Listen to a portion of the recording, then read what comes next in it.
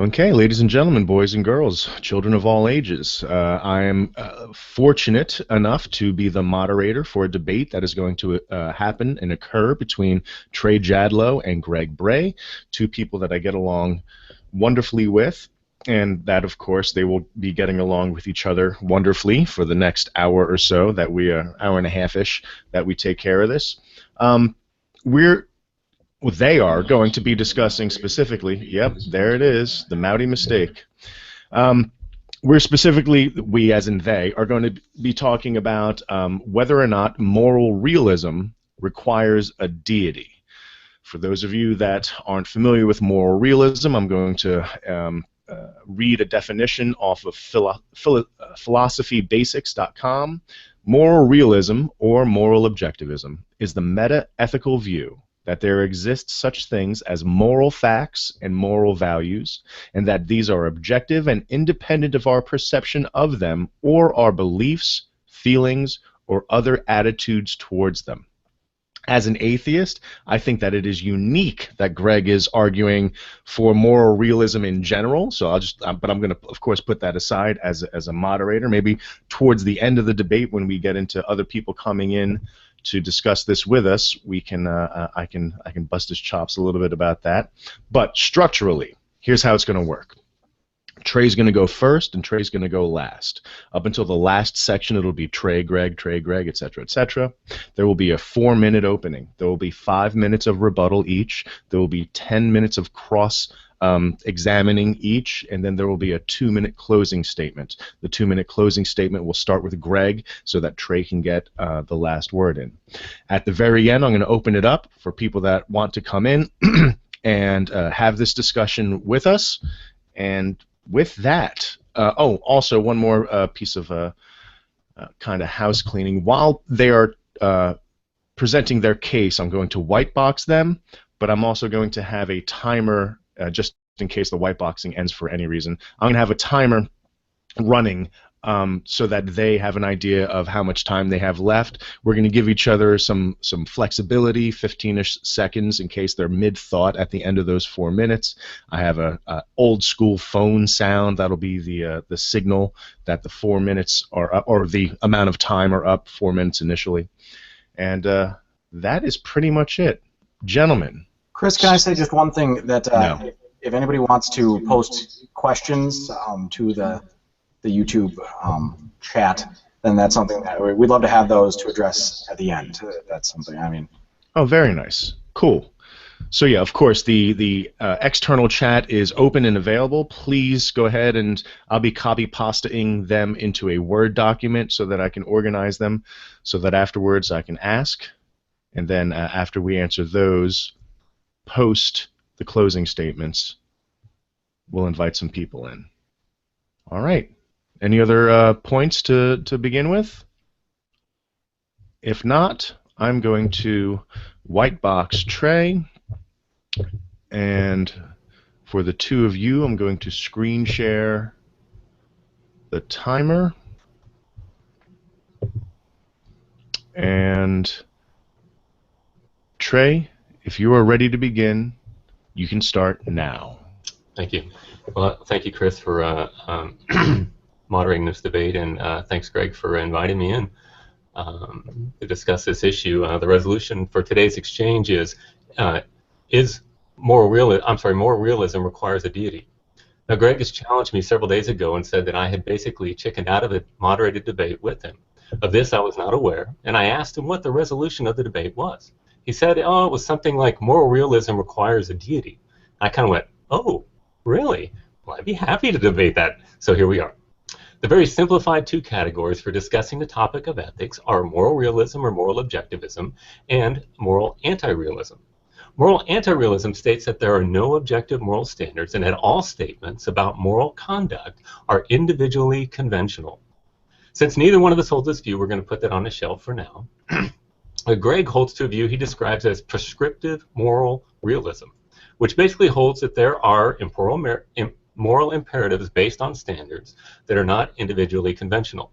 He says this view is actually rather unique, but for the purpose of this debate, the particulars of his perspective really don't matter. Now, for this exchange, I'm going to define the basis for the ethical code which underlies both of our perspectives and then demonstrate how Greg is committing the petitio principii fallacy. When he gave me the topic of debate, I think he thought he was being clever in wording it in a way that gave me the burden of proof. But what he didn't realize is that in making the elliptical affirmation that necessarily follows from the resolution, he had inescapably painted himself into a corner with nowhere to go. He essentially forfeited the debate by making a resolution.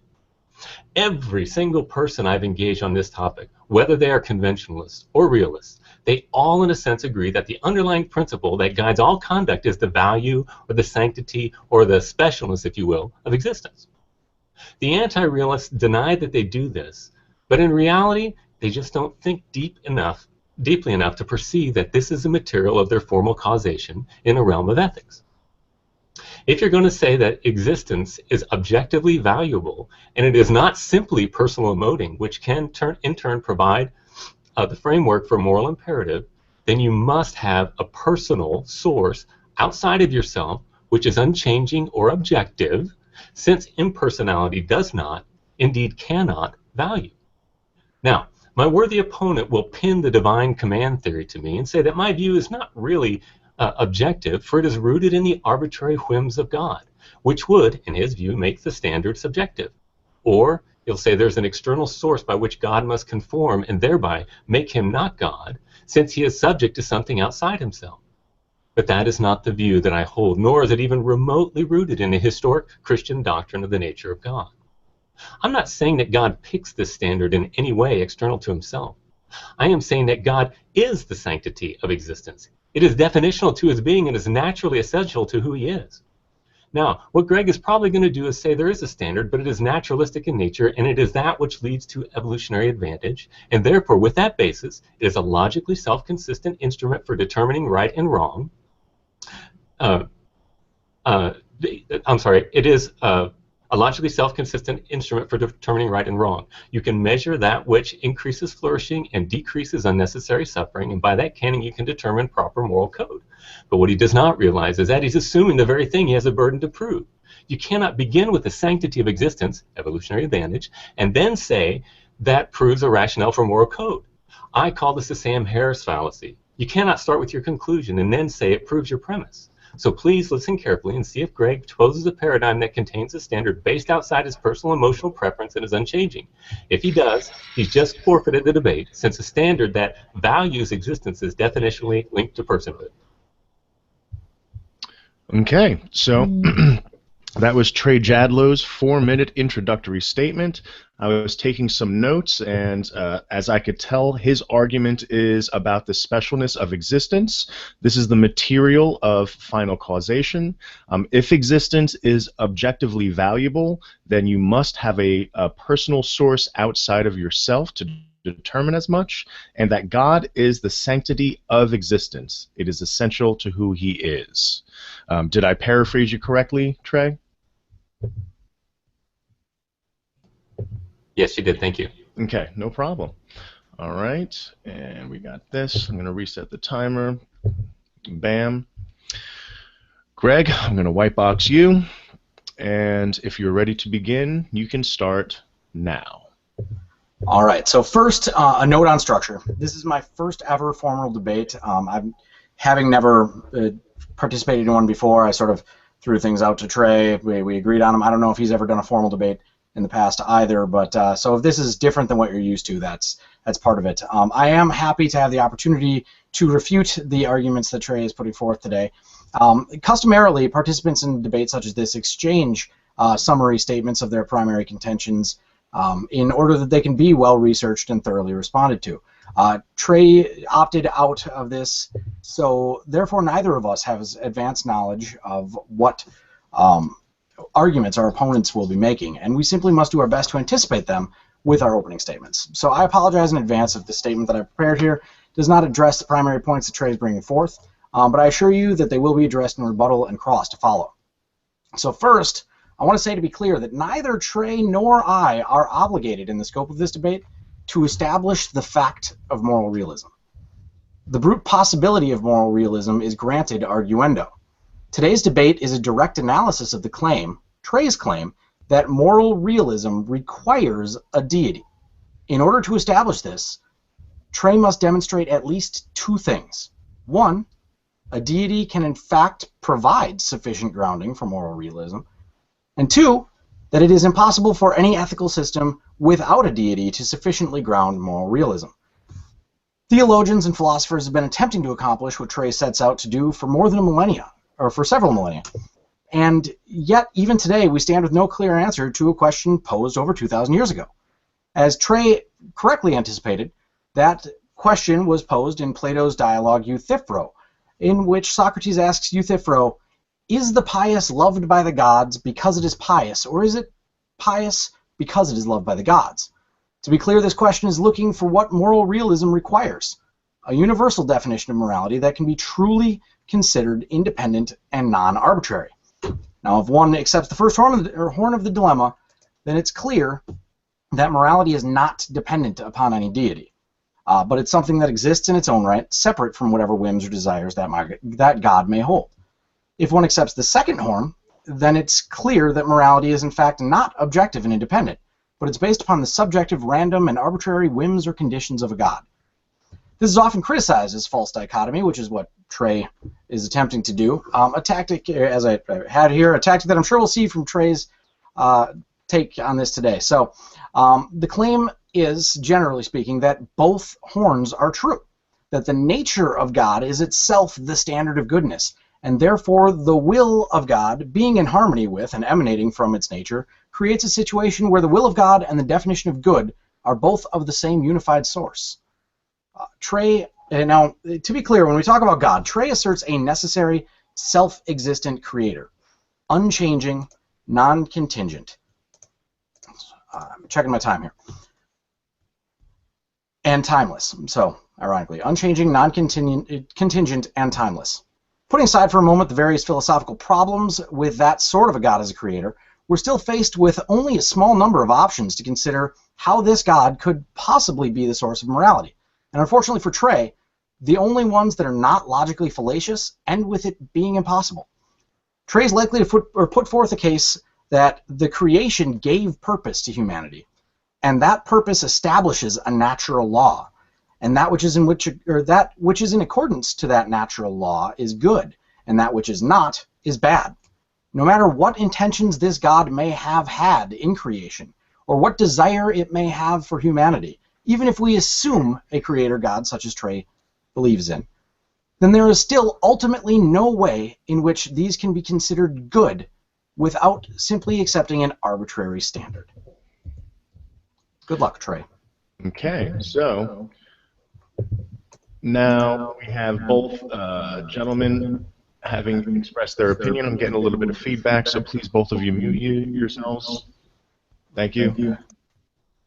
And so, Greg, in the same way that I attempted to summarize what Trey had to say, I'm going to attempt to summarize what you had to say, that neither of you are obligated to establish the fact of moral realism, and the crux of your introduction was that Trey's responsibility is to establish two things, that a deity could establish moral grounding, and further that it is impossible for a society without a deity to have moral grounding.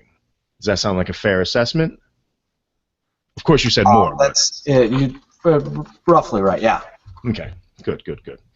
So, moving forward, we are now going to start 5-minute sections each of rebuttal, hopefully addressing the very content of what each of you said during your introduction. If you should stray from that in any way, shape, or form, I will do my best as a moderator to redirect towards that so that we can have as profitable a conversation as possible.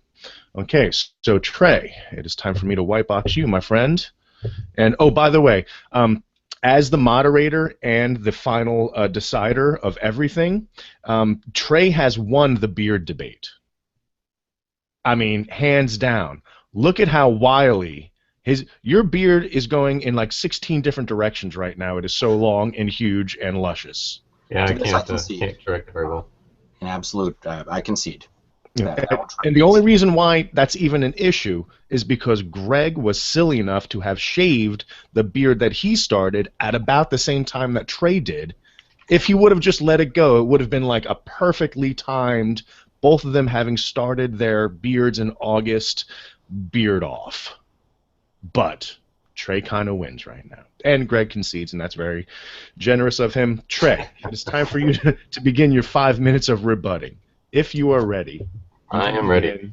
Starting now. Okay.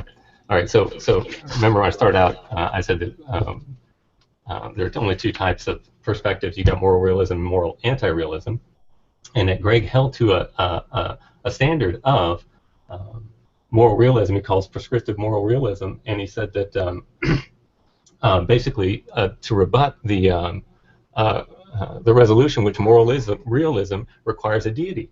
And I'm not sure why he said neither one of us is obligated to establish the fact of moral realism. I'm thinking, what? Well, what is the resolution? I mean, I'm arguing for, he is arguing against, basically saying that moral realism really is real and that he can give a justification for it without a deity, and where I must prove that moral realism is a necessary corollary to having a real moral standard. And remember, I said, if he's going to appeal to a standard outside of himself, which is unchanging, which can provide the foundation for a moral imperative, and that is not merely his personal moding, you have to have a both personal and self-existent, unchanging standard giver. And remember, I'm not talking about all kinds of different things, whether murder is wrong or anything like that. I founded it in the very simple fact of the sanctity of existence. I kept it extra simple. And I even said that most anti-realists, even they don't say they do, but even they hold that. Everybody says that the standard is do unto others you would have them do unto you. Basically, that it centers somehow around the fact that existence is special. Now, if existence is special, and it is a standard that is outside of you, then it must be something that values existence outside of yourself. Now, he used the Euthyphro dilemma and said that if, in fact, God is a standard outside of ourselves, it really doesn't matter because that standard is, again, the whims of God. If you'll go back and listen to my opening statement, that's exactly what I said he was going to say. And I said that is not even the Christian view of the God of Christianity. God is ase. He is self-existence. He is actus purus. He does not change by necessary existence. So when he is not something that happens, but he himself is existence himself, and that's exactly the terminology I use. I says God doesn't acquire his existence. He does not have his attributes like we have the attribute of love, and then we lose the attribute of love, or we have the attribute of existence. We did not exist, and then we were given existence, but God's being, his being is identical with his essence. For example, we as humans have humanness, if you will, but then there's the humanness of Trey Jadlow, which would be my being. So I'm sorry, the being would be whether I exist or not, and the essence is what I am, which is my humanity. And God is identical with his being. Therefore, he is exactly purely identical with his being, and he's not one that changes. God does not have love. God does not have justice. He is justice. God does not have existence like we have it. We receive it, but he actually is existence. So so his saying that it's whimsical or that the standard is something that is changing is not, because it is his existence by very definition of who he is. Let's see. 1 minute left about. Okay. So I guess I'll just say that Greg did not put forth an argument for his case, but he simply said that I cannot give a standard for my case. But his job is to, even if he's using a negative, he himself must give us an answer as to how he can justify a moral standard that provides a moral imperative that is an actual standard outside of us. He didn't even address the issue. and basically just said that mind doesn't work, and I have proven that mind does work. Mind comes from a self-existent valuer, a personal valuer, which is wholly coherent and wholly makes sense toward the resolution, and I believe that I have made my case, and I will yield the rest of my time. Okay, well, since you have a little bit of extra time, would you both be okay? I'd like to ask one question of Trey, and this is not a challenging question. I think that it's a question of clarity. Would it be okay if we spent like 30 seconds on this? Because he has about okay. You've said both in your introduction and just now a couple of times that if existence is objectively valuable, that you must have a personal source outside of yourself. Could you just connect the dots for those of us that don't see that one is following of the other? Yeah, quickly. There must be a valuer, because there is such a thing as value, and it's not the person, it's not me, the subject, who is making a statement of value. You're saying it's outside of you, and you're saying it's unchanging, because it's a real fact. It's a fact that's like 2 + 2 is 4. It's a fact that exists. So value can only be linked to personhood, and personhood and unchangeableness, which would be like 2 + 2 + 4, objective facts, must be linked to self-existence, or pure actus purus, or pure act, or pure being, or necessary being. That makes sense. Okay. Yeah, and I don't want to start asking follow-up questions and stuff. So that's Trey's answer to my question of how the objective value of existence has to come from a personal source outside of the self. So now it is Greg's turn to have his 5 minutes of rebuttal. I'm going to white box you. And Greg, if you're ready, you can begin now. All right, so Trey is wrong. There is not any, according to the resolution of this debate, there is not any obligation for either of us to establish moral realism as factual. This question is about whether a moral realism is possible without a God. It's I believe the exact resolution is that moral realism requires a deity. Now that does not in any way indicate that moral realism is true or accurate.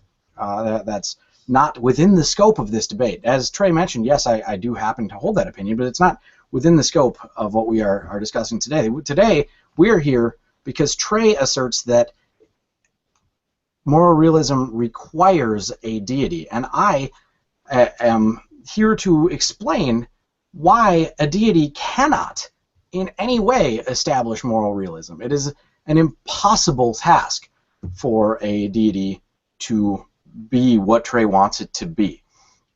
So he keeps bringing up the ways in which I could go about doing this.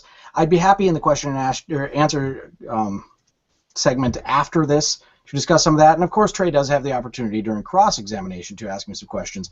But I'd still like to stand by that fact that neither of us is obligated to establish the facticity of moral realism. Now, Trey asserts in a self-existent, unchanging, timeless God, a God that is identical to its essence, that is one in being with itself. I don't know all the different ways in which theology would refer to that, but if this God does exist in a timeless state, then his nature has always been fixed in that way. So God could never have existed in a state where this was not the case. It simply is what it is.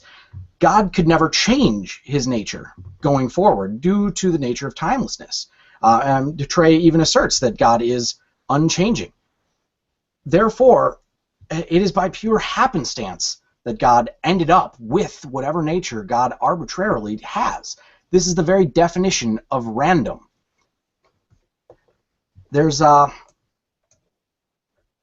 only a couple of ways in which you can go forward once we come to the point with, or the question of what determines God's nature. So you can say nothing, it's arbitrary or random. You can say it's something external to God, but of course Trey can't say either of those if he wants to maintain his point. The only option he has is by necessity. He will claim that that is what self-existence means. It's by definition, the law of identity. Self-existence entails within it that this God is, in fact, the standard of good. Now, he says that he's the standard of good because this, and I want to try to quote here,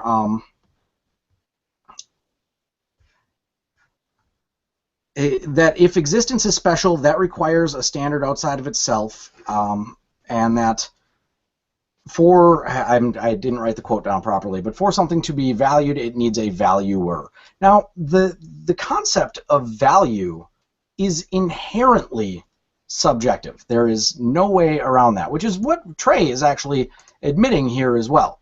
That to say that for something to be valued, there has to be a valuer. Now, of course, there's a couple of different ways in which the philosophy of morality looks at moral issues. One of them is axiological in that nature, which is looking at whether something is good, bad, or neutral through a value. The other one is deontic, which is permission, whether it is permissible, forbidden, or obligatory. And Trey, of course, is taking the perspective that it's about value.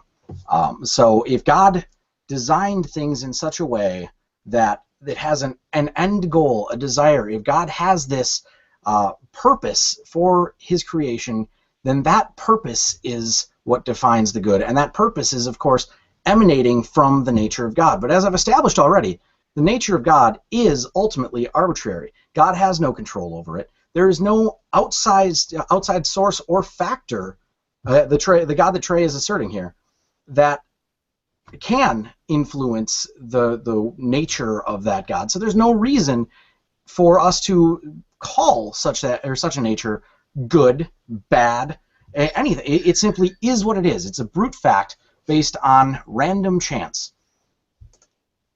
Sorry, check my time here. I'm out, aren't I? Yes. All right. Is there 15 seconds more worth of something you want to say? Yeah, the last I wanted to say is it's a brute fact based on random chance. So even if Trey were to establish that there is a God that does exist and that did create the universe and humanity with intention and teleology and an end goal, it still simply doesn't matter unless we can establish that that God has an independent reason from that God for being good. Otherwise, we're still stuck with the second horn of Euthyphro. All right, gentlemen. So we have just finished wrapping up the opening and rebuttals. And in the same sense that I had a question for Trey, I'd like to also bounce a quick question off of Greg, to which I will have no follow-ups. Greg, it seems to me that at the risk of saying you might be talking across each other, you're not necessarily taking on board the reality of moral realism. You're taking the argument that moral realism needs a deity, requires a deity, as like a standalone statement to which you're arguing regardless of its reflection of reality. That is correct, yep. I have no intention of trying to establish within 42 minutes of debate that moral realism is itself a brute fact. I see. And I think that that might be an important distinction between the two of your points. Okay, so we have substantially more viewers now than we did at the beginning. For those of you that are viewing, for those of you that might not have your head wrapped around what it is that moral realism is, I'm just going to read the definition one more time and then allow the 10 minutes each of cross-examination, and it's going to start with Trey. So once again, moral realism or moral objectivism is the meta-ethical view that there exists such things as moral facts and moral values, and that these are objective and independent of our perception of them or our beliefs, feelings, or other attitudes towards them. So now I'm going to turn off the white boxing, and Trey, the ball is in your court to begin your 10 minutes of cross-examination. Give me a moment to reset the timer. Greg, strap on your seatbelt. And if both of you gentlemen are ready, Trey, you can begin your cross-examination now. Thank you. Okay, Greg, so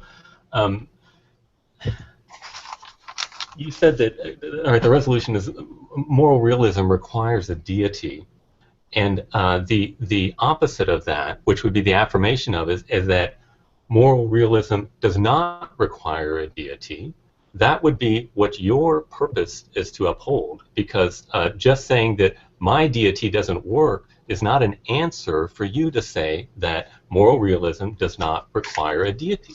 Now, are you saying that moral realism for you, there are moral facts that are just brute facts that you take by blind faith?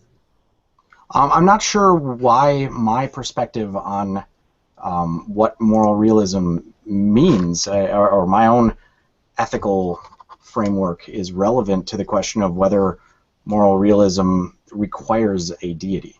Because that's what the resolution is. It is moral realism requires a deity. Now, are you making a positive statement about moral realism in denying that resolution? I'm saying that moral realism does not and cannot require a deity. Yes, that is a positive statement I'm making. Okay. So, are you a moral realist? Personally, yes. I do believe that moral realism is an accurate position. Yes. Okay. And what is your position on it? What kind of moral facts exist that you, first of all, that you say are... That's a really complicated question that I just don't feel is within the scope of the discussion today. It's the heart of it. It's the whole point. That Maute's already telling me he's going to yell at me, but so what kind of moral facts do I personally accept? First of all, don't require a deity to hold. Right. First of all, I'd like to establish that I believe that there are moral facts. It is possible to be wrong in a moral opinion, that we can form moral opinions and not... But we're not talking about opinion, we're talking about fact. I know, but so you're asking me about my opinion, though. No, I'm asking you. You said you're a moral facts factualist. Are there, right? Yeah, I'm asking you about your moral my facts. opinion of what moral facts would be. Or what a... No, because you're not an example. So you're asking for an example of a moral fact? I'm just asking. You say there are these moral facts, and I'm asking you, can you show me what you're talking about? I don't know what you're talking about. It is, for example, it is an immoral act to have sexual intercourse with a toddler for pure entertainment until that toddler dies. What? Why? Mm-hmm. Because it violates the toddler's bodily autonomy, for one. It also violates the custodial relationship that you might have with this toddler. It's a violation of the presuppositions that are indicated by the act of holding a will, of having a will or intention. So it violates the sanctity of existence. Would that be a fair statement? No, that's the sanctity of existence is not part of my ethical framework. It's about a logic. So that child's life is but that child's life is special, right? I do believe it is special, but that's not what makes it moral.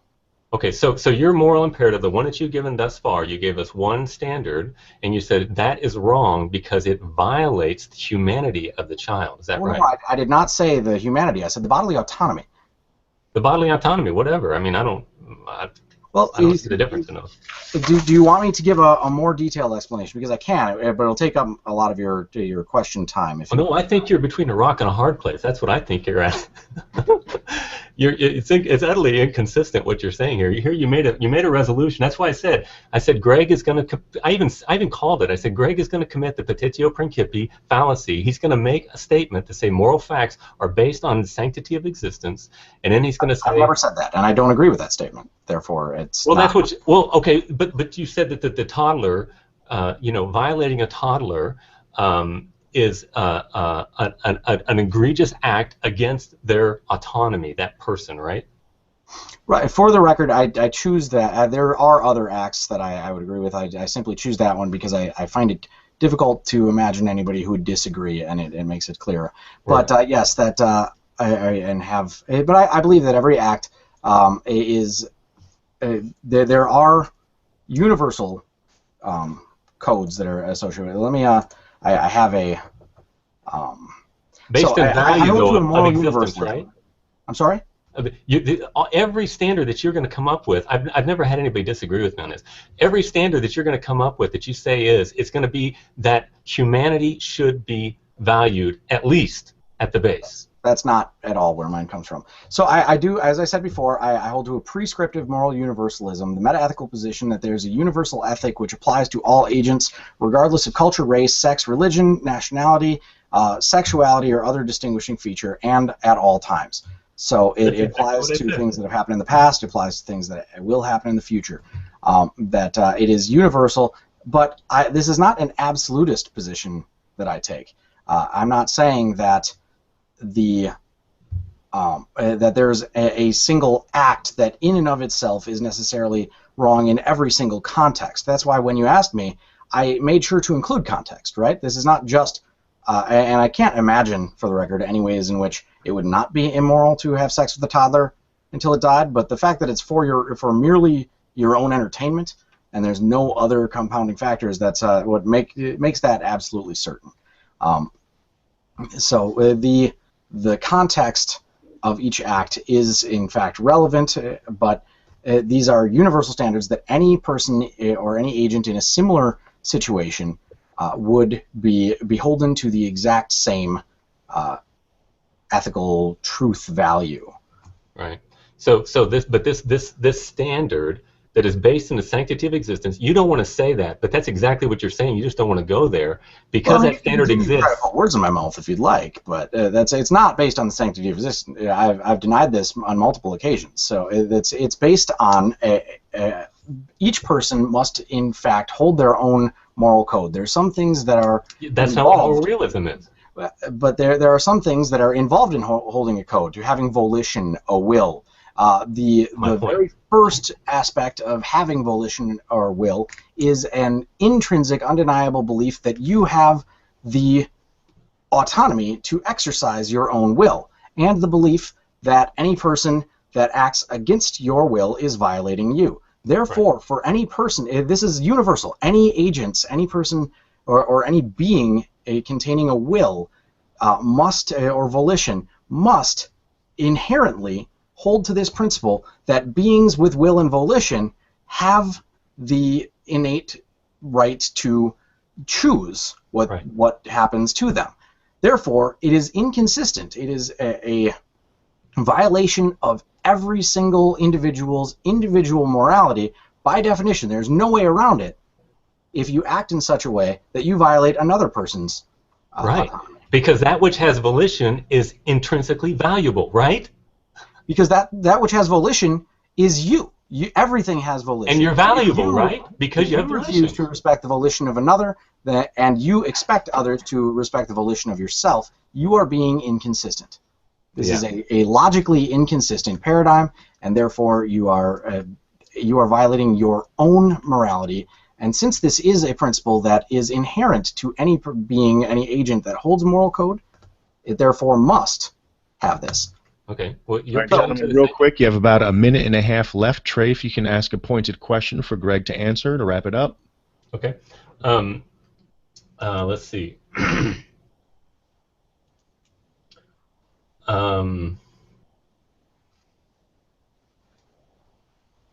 Well, I mean, I don't know what more to ask, because I've demonstrated, Greg, that you are holding to a standard of that which has volition is intrinsically valuable. You're not saying because you have that, you're saying it's a standard outside of you. That's what moral realism is. These facts are outside of our subjective existence. So you're saying that which has volition is intrinsically valuable and must be honored because it is objectively wrong to do that. You are basically using my definition and say, well, I don't like those words because I'm going to lose the debate. Well, you've asked me to give an accounting of my position on morality. And I've given the briefest summary that I can. It's incredibly complex, more nuanced than what is allowed to me in a brief couple of minutes. But yeah, that it is not based on value. It's based on consistency.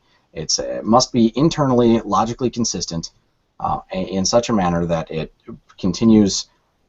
If you act in such a way that violates your own morality, then you are being inconsistent. And there are some things that are universal, that are inherent to being a moral agent, and therefore it is a universalist, prescriptivist morality.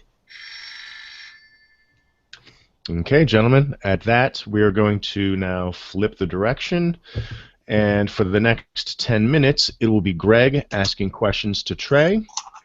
And gentlemen, if you are ready, you can begin now.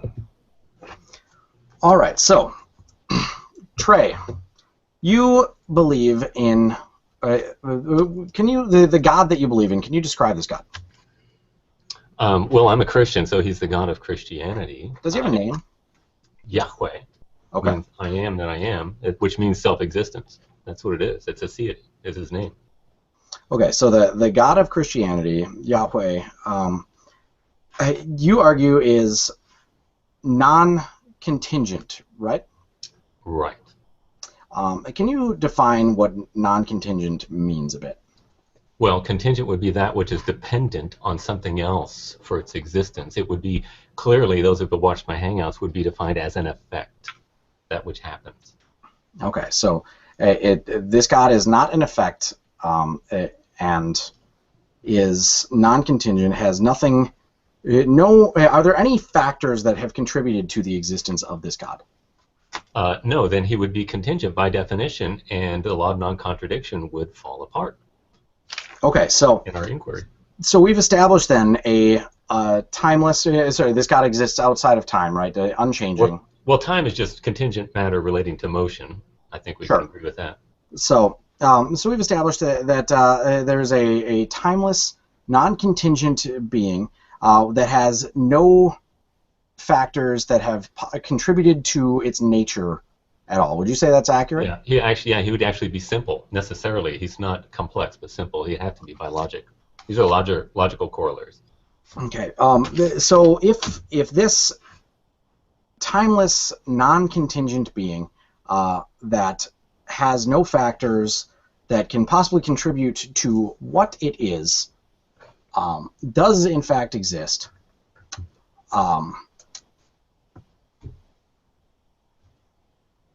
what causes its nature to be, what determines God's nature? We've said that God's nature is the source of morality, right? Yeah, that was your. So what determines God's nature? God is, as I said in my rebuttal, God is identical with his attributes. He is in and of himself. If in fact he were composite or he happened, then he would be dependent upon that which made him happen, and you'd have an infinite regress of nonsense. He must be self-existent. So nothing determines God's nature. No. So God's nature. God's nature is determined by his nature, who he is. So God's nature is circular in this manner. So no. Then in that case, morality is arbitrary. If there's no external cause to why this God has the nature that it has, then what is to stop this God from being a completely different God? Why is it that this God has to have the nature that it does and not a different nature? Okay, well, it's important to understand that when we're talking about that which is self-existent, it's that in his aseity, it is an incommunicable attributes, which means it's an attribute, or his attributes, some of them cannot be shared, because if something is pure act or actus purus, you cannot share that, because at the moment you share it, it actually becomes. And so the way that we must understand him is by way of analogy, which means the meaning of the terms change in relation to the being that's being described. I don't know if you heard me use this analogy. It's R.C. Sproul uses that a dog, when you say that my dog is a good dog, it means that he doesn't wet the floor and he doesn't bite the mailman. But when I say that Bob, my next door neighbor, is a good neighbor, I don't mean that he doesn't bite the mailman and wet the floor. The meaning of the term good. Right. I'm sorry? That's just a sense and reference thing that we use words in multiple ways. That's right. And so, in order to understand God, the analogy I think that Augustine used was if you take a prism and you run light through a prism, it breaks it and refracts it up into the Roy G. Biv, as it comes out. And that's how God must break himself up into a happening revelation. That's why the Bible says that God is angry, or that God has these attributes of passibility or changeableness. Properly speaking, he doesn't, but improperly he does. Improperly just means that... Well, but there have to have been a few, right? Because for God to have created anything, that's an act in time. that if there was ever a time when there was a God and no universe, and then a time when there's a God and a universe, then something changed. Okay, what is time? Again, let's go back to what time is. So this timeless. I'm sorry, I'm not supposed to ask questions. You ask me. Right. So this timeless God then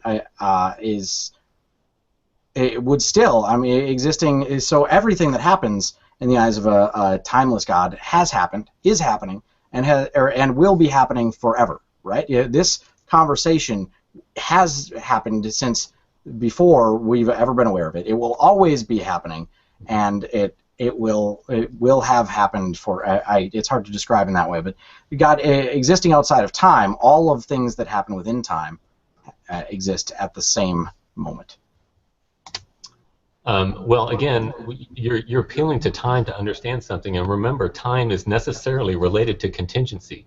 So. Right, but the universe is necessarily, as you say, related to contingency.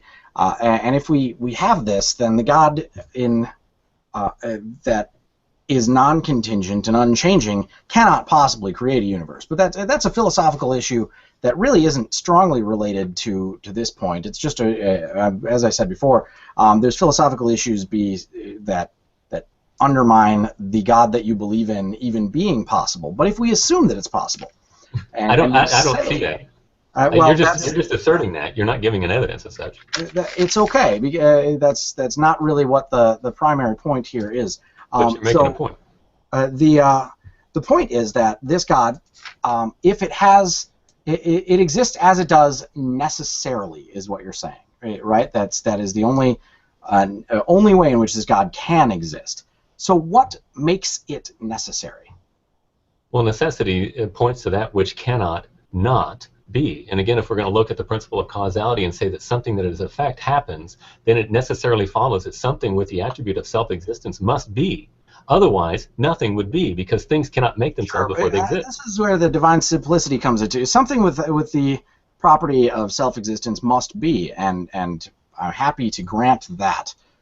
That I personally would say that it's just as rational, if not more rational, to attribute that to the universe itself.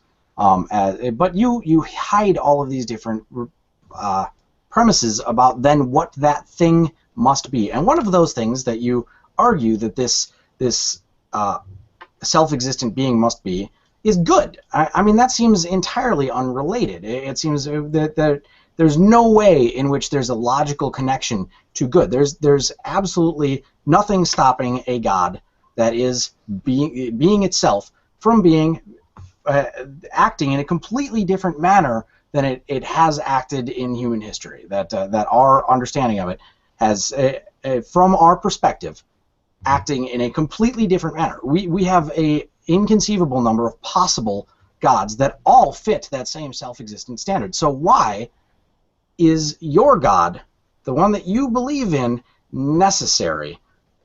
What makes it necessary that that God is good? Okay, so, well, oh, I'm sorry, I haven't heard echo. So if for God to be necessarily good, and whether you're talking about the God of Christianity or some other God, you want to say whatever it is, if in fact that God is self-existent and pure act, then it could not act in a way to frustrate itself. Otherwise, it would be dependent upon that which brought the frustration. So that since it is definitional, it must act in a way according to who it is. I mean, I don't know where the conundrum is. Well, sure. I mean, that's simply tautological. It must act in accordance to what it is, but there's no reason that it is what it is. So, I mean, a specific point. Well, sure, that's what reason is. Reason is founded in but there's things that this God can do that, from a human perspective, seem pretty malicious, right? So, for example, Trey, I know what you mean by malicious. Is genocide a moral act for this God? Genocide. So you're presupposing that humanity is holy?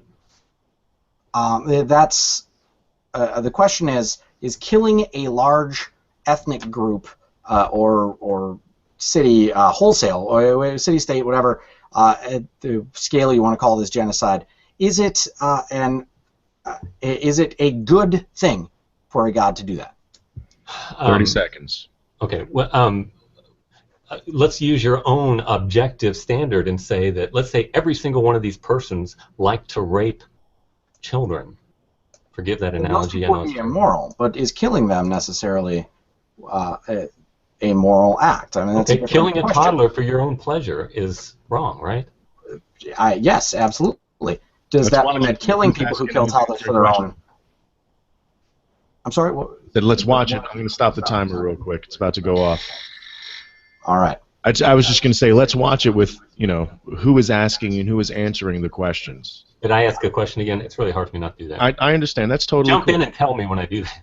Oh, no. Well, actually, what I'd like to do, if you guys are up for it, I'd like to afford 5 more minutes to each of you for this cross-examination, because I think that we're just now getting into things that we can sink our teeth into. Like we're right, in my opinion, you guys are just now getting into topics where the rubber hits the road, where, the meat of the conversation is getting interesting.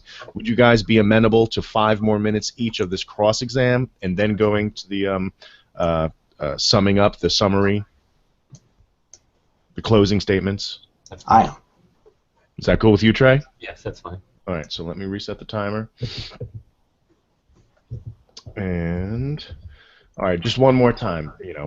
For the person whose opportunity it is to ask the questions, please ask pointed questions. For the person who is to respond, please respond in statements instead of questions.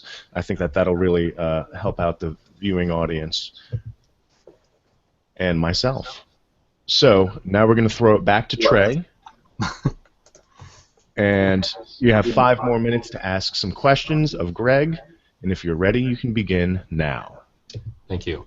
Chris, feel free to bust my chops when I do that. Well, that sounds familiar. Okay. Let's see. All right. So, Greg, I really want to understand this. I really want to get to this. I want to make the point that what you're saying for your moral standard, which you say is not a personal preference, it is this. Okay, what does my moral standard have to do with the question of if it's possible for a? Watch it with the questions. Let him form his question, and then please answer it. Okay. Yeah.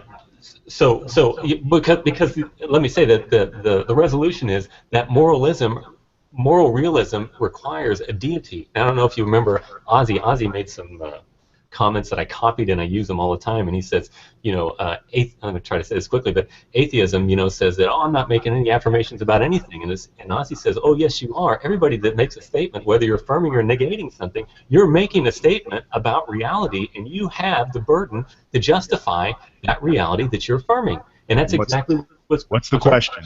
What's the question? Okay, I need to know how. I'm getting a lot of echoing here. I need to know how your standard that you hold to is not rooted in the specialness of humanity. Trey, I don't believe that my standard is relevant to this question, and the reason is you say that it needs saying the negation is itself making a positive statement, and I agree with that.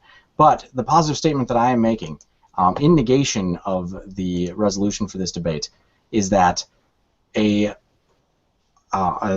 it is not required, or a deity is not required for moral realism. Right. And what's your reason? The reason I have defended is not that moral realism is necessarily possible without a deity even, but simply that a deity cannot establish moral realism, and therefore it cannot possibly be required for it. Would you say that that is not a fair assessment? No, it sounds to me like you just lost the debate. I mean, completely, because you're making a statement. You're saying that let's argue for moral realism, and your job, Trey, is to show that we must have a God, and therefore my job is to say that we can have it without a God. That's your job, my friend, and you haven't done that.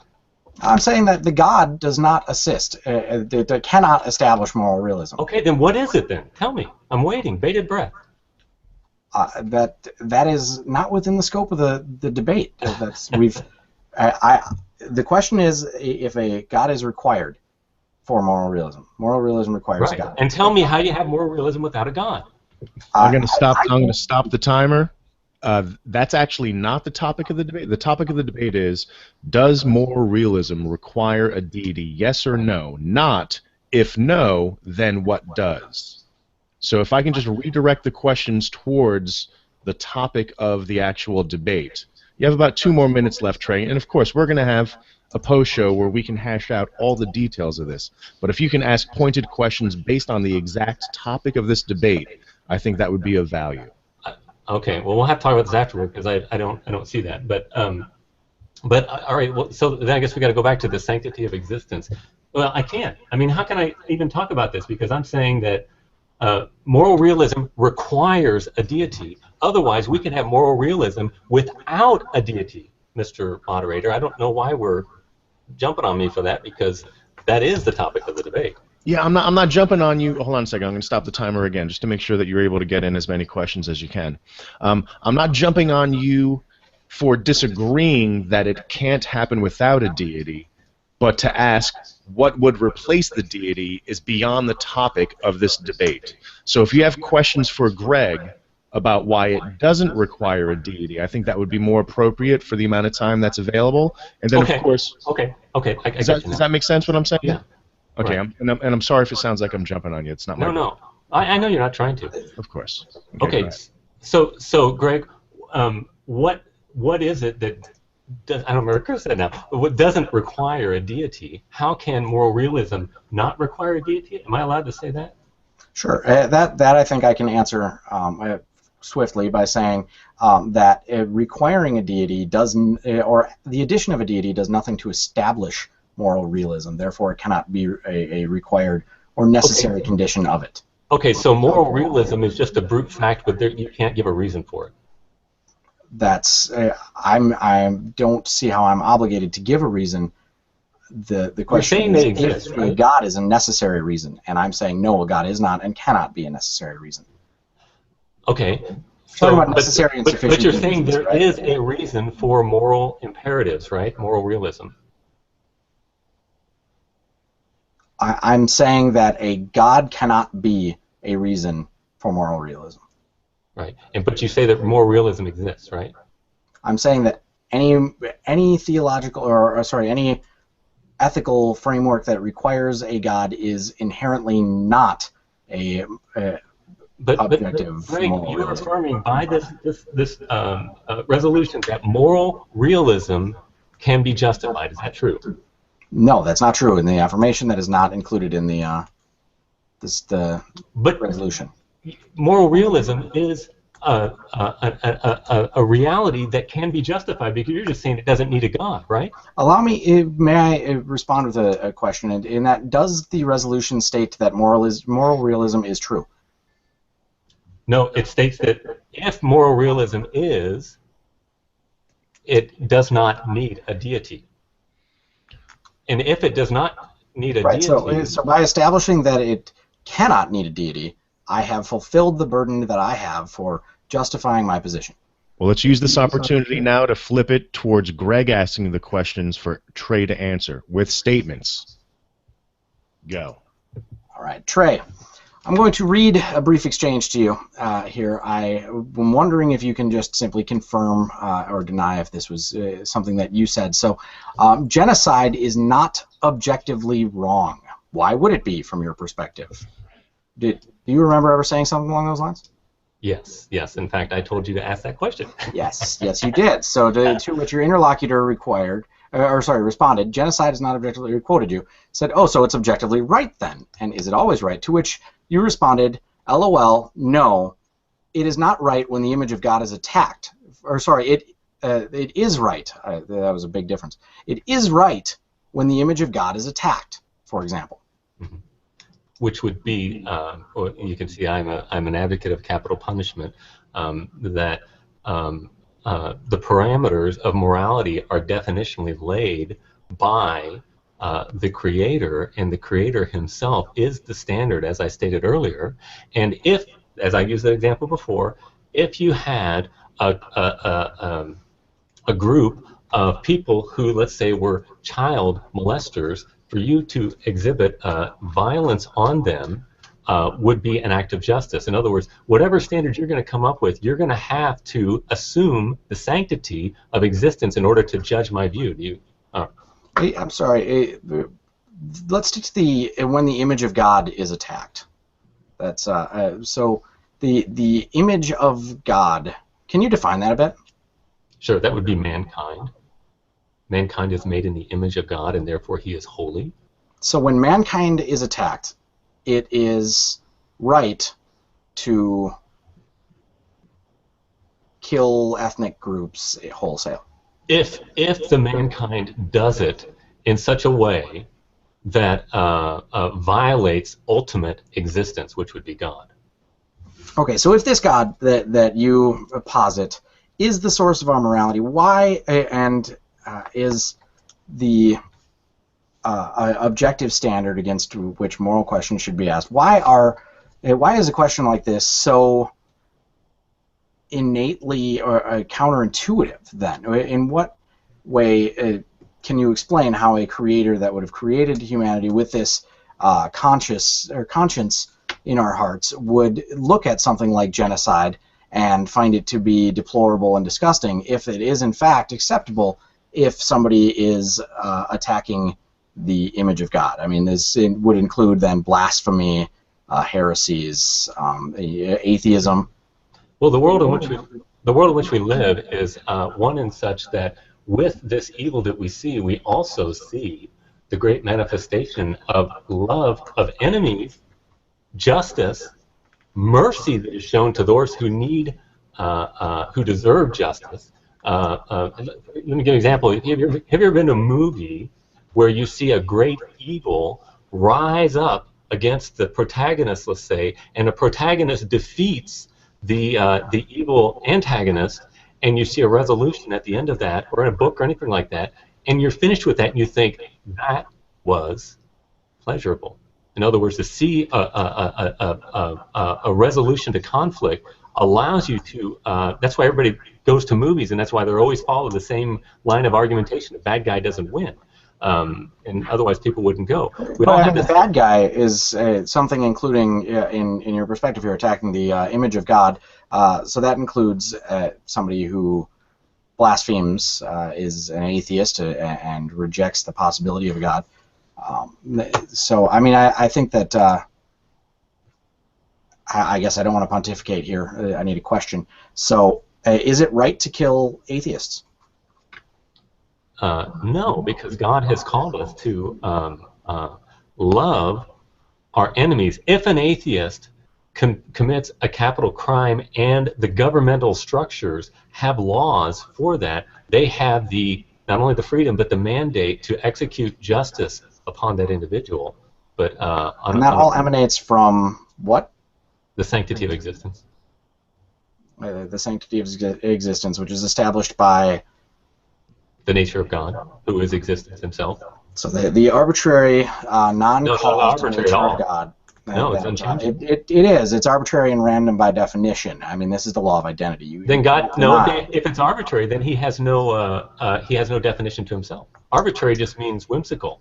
There's no order to it. God is order. He is logos. Looks like time. All right, gentlemen. So we are about to begin the closing statements. You will each have 2 minutes based on the criteria that we had set and the agenda. Greg will be giving the first closing statement so that Trey could get the last word in, so to speak. Since he is making the positive claim, he was able to start, and he will be given the opportunity to end. So I'm going to white box Greg. And if you are ready, kind sir, you can begin now.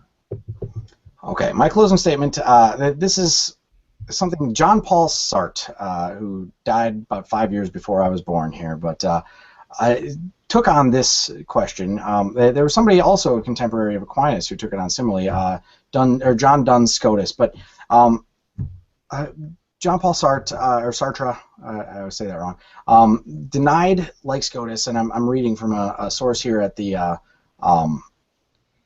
Stanford philosophy, or Encyclopedia of Philosophy, but denied, like Scotus, the moral law could be deduced from human nature. But this was because he thought that we give ourselves our own essences by the choices that we make, that existence precedes essence. Now, Trey is here to assert that the purpose of humanity, the existence that we have, is entirely based on the teleology that God imbued with creation. He's when creating us, this existence became sacred because of this act of God, the intention that this has. Now, I have established that this God, it has no external source for why it would choose to create things in any way, or what standards it would reach for. If this God did exist, again, putting aside the logical contradictions associated with it, if this God did exist, then it would be able to create any conceivable sort of creation imaginable. Creations in which we ate our own hands for nourishment as children and grew into adults with stumps for arms.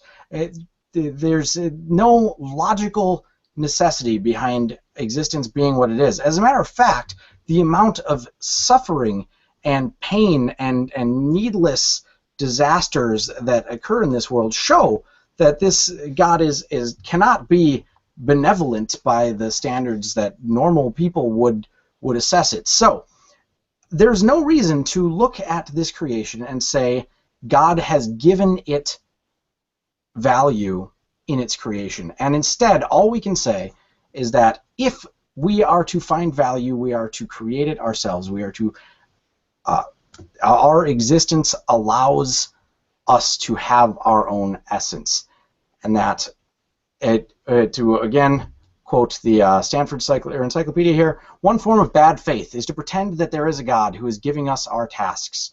Another is to pretend that there is a human nature that is doing the same thing. To live authentically is to realize both that we create these tasks for ourselves and that they are futile. There's no ultimate purpose or design, and the addition of one can only come from an arbitrary source. Therefore, it still has no external grounding as good or evil. It simply is what it is, whatever God decided it should be. Okay, so I accidentally was late on hitting the timer, so Greg got an extra 30 seconds, to which I will also credit Trey, so it'll be 2.5 minutes. Let me just get this correct, and I'll make sure that I actually do press play. My apologies, gentlemen. So, Trey, if you are ready, you are already white boxed, you can unmute yourself, and as soon as you begin, I'll hit the timer. All right. Well, thank you, Chris, for moderating this debate. Thank you, Greg, for interacting with me. Hopefully it's beneficial to those who are watching. I think this is an important discussion for us. It's, Socrates said that the unexamined life is not worth living, and I think that thinking deeply about these things and asking questions that are difficult can be helpful, and I think having interaction on a charitable level like we're having now is very beneficial, and I'm thankful it can help me to learn, and hopefully those who are watching can gain some benefit as well. So the resolution for today was moral realism requires a deity. And if you remember, I made a definition between moral realism, moral anti-realism. Moral anti-realism says basically it's just conventional. You just make them up, each and every such individual. And moral realism states that there is a standard that is outside of us and is objective, it's unchanging, and it is binding upon us as creatures. And I said that what I'm going to do is I'm going to demonstrate that both Greg and myself hold to a form of moral realism, and it is not able, and he's going to commit the petitio fallacy by saying that that there is a sanctity of existence at the base of this a standard which he would not concede, but I think it's evident and clear that that's exactly what he said, but he just didn't want to say it. And everybody has innate within us that there is a sanctity of existence. And it's not something that comes from us, it's something that's outside of us. And if, in fact, there is a standard that we are to be held to that's not something we just personally make up, and it really does exist, it must be rooted in value if it is a sanctity of existence, and it must be unchanging. Now, value is only something that is concomitant with personhood. Only persons value. Impersonality cannot value. And if you're going to posit some standard that is outside of us that is based in value and that is unchanging, you must posit a self-existent valuer. And if you do not have that, you cannot have the standard. And I'm looking forward to talking about this more afterward, because it seems to me like that there is a burden for my opponent to be able to demonstrate that it is possible to have moral realism without a deity, even if I could not justifiably give my own. With that, I would say thank you very much, and thank you, Greg, for this, and I enjoyed the exchange, and looking forward to our hangout after.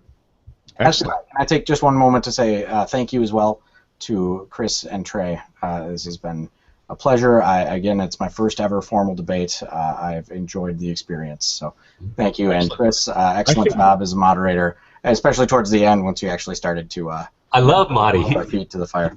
Maute is the best moderator. I just love him, because you catch all that, you take notes, you say this is what it is, and you understand what we're talking about, and you're able to keep us on track. So you did a great job. Thank you. I do the best that I can, and I thank the both of you for having such a wonderfully civil discussion. Now, here's so I'm going to take my moderator cap off for a second. I think this debate would have been better served had it been on moral realism, what accounts for it.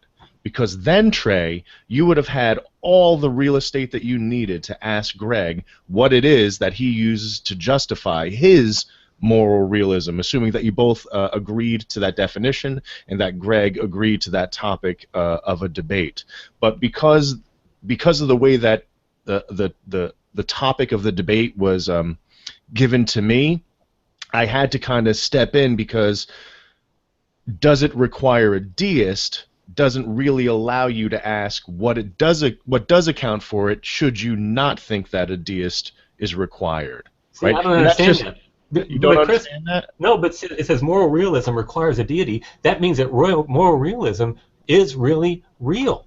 You know what I'm saying? At foundation. And then you add on to that, do you have to have a deity for that? So he has the burden of moral realism to justify it. I think I see it differently, just based on straight up logic, right? Does moral? I mean, like I tried to point this out after Greg gave his the rebuttal. After his rebuttal, I tried to kind of demarcate the difference between where you're coming from and where he's coming from. You're in accepting, this is my perspective, by the way, in accepting moral realism, you're tethering it to a deity. Greg is taking the idea as almost a philosophical, whether it reflects reality or not is inconsequential. Let's just look at it from internal consistency. Does moral realism, if it exists, does it need to be tethered to a deity? Right. And so he doesn't have to account for, based on that, he doesn't have to account for moral realism. He just has to argue how consistent that statement is. And further, if he argues against there being a deity, he's not responsible for explaining what does account for it, just based on the internal consistency of that particular statement, which is why, like I said, I would have loved to have heard Greg answer the questions that you asked about what it is that accounts for his moral realism, but I think that that was beyond the scope of the very specific question that is the topic of this debate. And I hope that I didn't change channels on you when you were trying to get those answers from him. No, that's fine. And I mean, I would charitably disagree, but it's not a big deal. I can see where you're coming from on that, so that's fine. Okay. So the link is out. I've placed it both in the external chat. I put it on my Google Plus page. And I'm going to broadcast people as they come in. Also, there we go. When you come in, I have the option to or not to broadcast you. There are rules. You will have to abide by my social contract. As the moderator between people that have disagreeing opinions, you pretty much have to be charitable and contribute to the conversation. If you want to just come in here to listen, you can easily listen to it externally. If you want to come in and ask questions, I ask that you do it in as civil a manner as possible. So now, Trey, that we're outside of the actual debate, bust Greg's chops about what accounts for moral realism. Can I ask, before we do that, can I ask, did you note, I don't know how closely you were following the YouTube comments. I know you were listening to us taking notes. I also was not really able to follow YouTube comments, but did you happen to note any questions or anything that you thought were not significant or should I be. didn't see anything that was a specific question. A lot of people were mostly doing commentary via statements. I didn't see any questions that related directly to the topic at hand. Questions. I saw a lot of statements about preferences and opinions. I do see somebody said that the debate would be much more formal if both of us were shirtless. That's true. That's not a question, though, Greg. So you What's can the go ahead and take bones? your shirt off. Something to consider for next time. I guess people would laugh at me, that's for sure. Okay. Sorry, I'm just scanning through these comments here because I try to read them and then they go away when we actually post. So if you guys, if anybody has questions for Trey at the moment, I'd really like to get through these, but Exactly. So because I'm keeping this live, for people that are continuing to watch this that have no desire to actually enter the actual hangout, actual, how many times can I say actual? Please feel free to put those questions in the external chat, and we will try to address them actually as they actually appear. Okay, Nemo Utopian has a question. What makes God's moral preferences objective rather than subjective? So that obviously is directed towards Trey. So, okay. Yeah. The classical understanding of God is that He is pure actuality, and in the way that these were termed, for example, my denominational confession, the 1689 confession, say that it's that God without body parts or passions, and what that means is that God is simple, and that He is pure act, and all of these confessions that were written in the 17th century were basically based upon Aristotelian thought, which was actually synthesized by Aquinas. And so the terminology that is used is that God is pure act, and that's to say that He is pure being. He is not changing. He is self-existent, which is the foundation for all contingency, which also gives rise to the idea of contingency. I forgot what I was going to say. At creation ex nihilo, which was actually synthesized with Platonic thought by Augustine. But and why is it necessary for a contingency? No, if contingency exists, it is logically necessary for necessary being, for self-existence, because something cannot happen before it is. One of my favorite mantras. Okay. So that is your reason that something cannot happen before. Well, I'm saying that God is pure actuality. It's not whimsical. He is identical with His, and you have to use analogical language because it's something we cannot completely understand. But He is identical with all His attributes in one unified whole. In other words, God, the Bible says, we have love. We pass from love to hate or love to some other emotion like that. We experience these states because we are becoming. We move from one state to another as we're acted upon by an outside source. God does not move from states of love, but the Bible says that God is love. It is His definitional being, or He is justice. That's why it always says most. If you look at those confessions, they always say God is most holy, most great. The reason they say most is to say He is the superlative of all that He is. He is the perfection. So what are affections in us are perfections in God.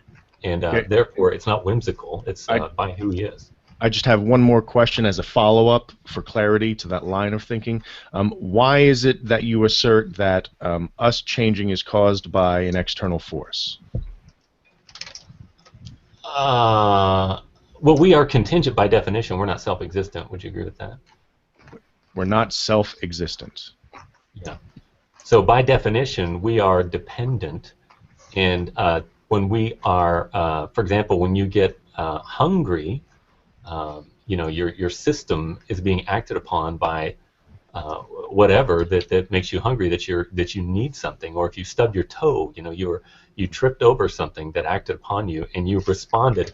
Passion is a movement of the soul carried out through the body in response to our perception of good or evil. We are passionate creatures. We change and we respond to things. That's just how we are. God is impassible. That makes more sense to me with the stubbing the toe example, but the hunger example, I would say, happens internally.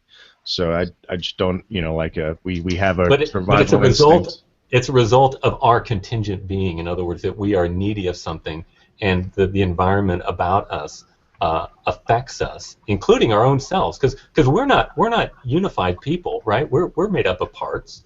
We have things that make us. We have our essences and we have our beings. My essence would be my humanity, and then my being would be the fact that I am. That's the fact that I am, and the essence is my humanity. But even in my humanity, I have accidental features, which would be features that are not necessary to my humanity. My baldness is not necessary to my humanity. I disagree. I think that you I wouldn't disagree too. So, I'm sorry, Trey, man, but you stuck it out there. You walked right into that clothesline. Yep, yeah, you gotta say. Yeah, I agree. You walked into that motherfucker. And of course, everyone's busting your chops about the bald comment. Just in case we're not misunderstanding each other. We don't misunderstand each other. Like, well, you know why I grew up you threw bearded. yourself under the bus, and everybody was like, "Nope." That's exactly you why. see that this hairy face is to make up for my insecurity up here. Right, Trey the goal isn't is bald. to shave that off, put it into and knit it together into a toupee, right? Trey isn't bald. Trey isn't bald. I'm looking at his ass right now. He's not bald. I'd kill for that fucking head. Yeah, well, compared to you, Blue, you. Yeah, right. Yeah. Thank you, He's got a full head of hair motherfucker. compared to you. I know, man. I got a fucking yin-yang symbol on my head. So, Shannon, in the side comments, you mentioned that you have something to add to the answer that Trey was giving to the question asked, and there are more questions being asked. Somebody rubbed Agent Orange on my head. Stop it. Let Shannon talk. Okay. I'm sorry. Right, so the question was about God's moral preferences essentially being objective rather than subjective. And Trey, you said something about that God is love and God is good, but then that doesn't give us any actual data about what love is or what good is. How is it that, what does that mean exactly? Like essentially what data do we get there? Hold on. And then in addition to that, how does that make it not just God's preference, right? Even if God is those things, and even if you do, explain that, and I understand it, how does that make it objective and not just God's subjective preferences? Now Okay. go. Okay. Well, I don't know if you heard my analogy or remember my analogy. I said that it's kind of like white light passing through a prism, and it refracts the light into the colors of the rainbow. And when we are experiencing God, that's what he does. In order for becoming to be able to understand his aseity, he must break it up in a way that we can understand by using analogical language. We can't have a comprehensive understanding of it. We don't have the capacity of it to do that, but we do have an understanding. For example, we do have an understanding of love in a way it is expressed in us, in a way that he has anthropomorphically spoken to us, and it's also anthropopathisms, in a way that he expresses himself. So it is real knowledge, but it's not comprehensive knowledge of how he is, properly speaking. Okay, Is it just me, or did I not hear an answer to that question? Yeah, I mean, Well, I see where he's going with it, though, but I still don't see, even if I were to let that point go, I still don't see how that makes it objective. Okay. It's because it doesn't. I mean, ultimately, this is the point I was making throughout the debate, right? That if it depends on God, it's not objective. It has to be subject to that deity, and that deity can exist in multiple ways that it does not. Not every aspect of the essence of God is necessary by any sort of logical rule, at least. So if it's theoretically possible for a God to exist, or conceivably possible for a God to exist that is different than the God that exists, then there's no reason, unless we can justify externally why the God exists, has to exist in the way that it does, that we should accept that this is absolute. And even if there is an external reason, then that reason is, of course, transcendent beyond God. Okay, I'd like to hear what Trey has to say about that, too. About... Well, I asked you. She asked you the question, and I jumped on it. And then Greg answered it because he has beard issues, I think. Yeah, it's a jealousy thing. Oh, fuck, beard envy. So I have a really bad memory. Can you brush up again on what you asked? I mean, you weren't paying attention to what I was I saying? was, but he started talking and my mind goes, "Ooh, ooh, ooh," you know. And I wasn't not listening to I don't him. want to be on it for too long. I just Essentially, she said, Trey, why are the desires of a god not just subjective? What makes so the Okay. love or other things? Yeah, What and makes them that's objective? right, and that's kind of what I pointed out, that God must reveal himself in a way that we can understand, and it's got to be in the realm of becoming, but he in himself, in properly speaking, in the, let's talk about time for a minute. All right, we talk about time, and time is basically our observance of matter relating to motion. Now you can look at the orbital clocks or you can look at atomic clocks. Either way, we are watching matter relating to motion. One is looking at the heavenly bodies moving toward each other or relating to each other, or measuring the vibrations of the movement of an electron around an atom, or the nucleus of an atom. We measure time by watching contingent matter moving. Okay. Now, if there were no contingent matter, now we know that contingent matter cannot not exist because it is dependent. It's contingent. If it were not that upon which it relies, it would not be. Now, you've got to ask yourself the question, what is time outside of matter relating to motion? And you got to say, I don't know.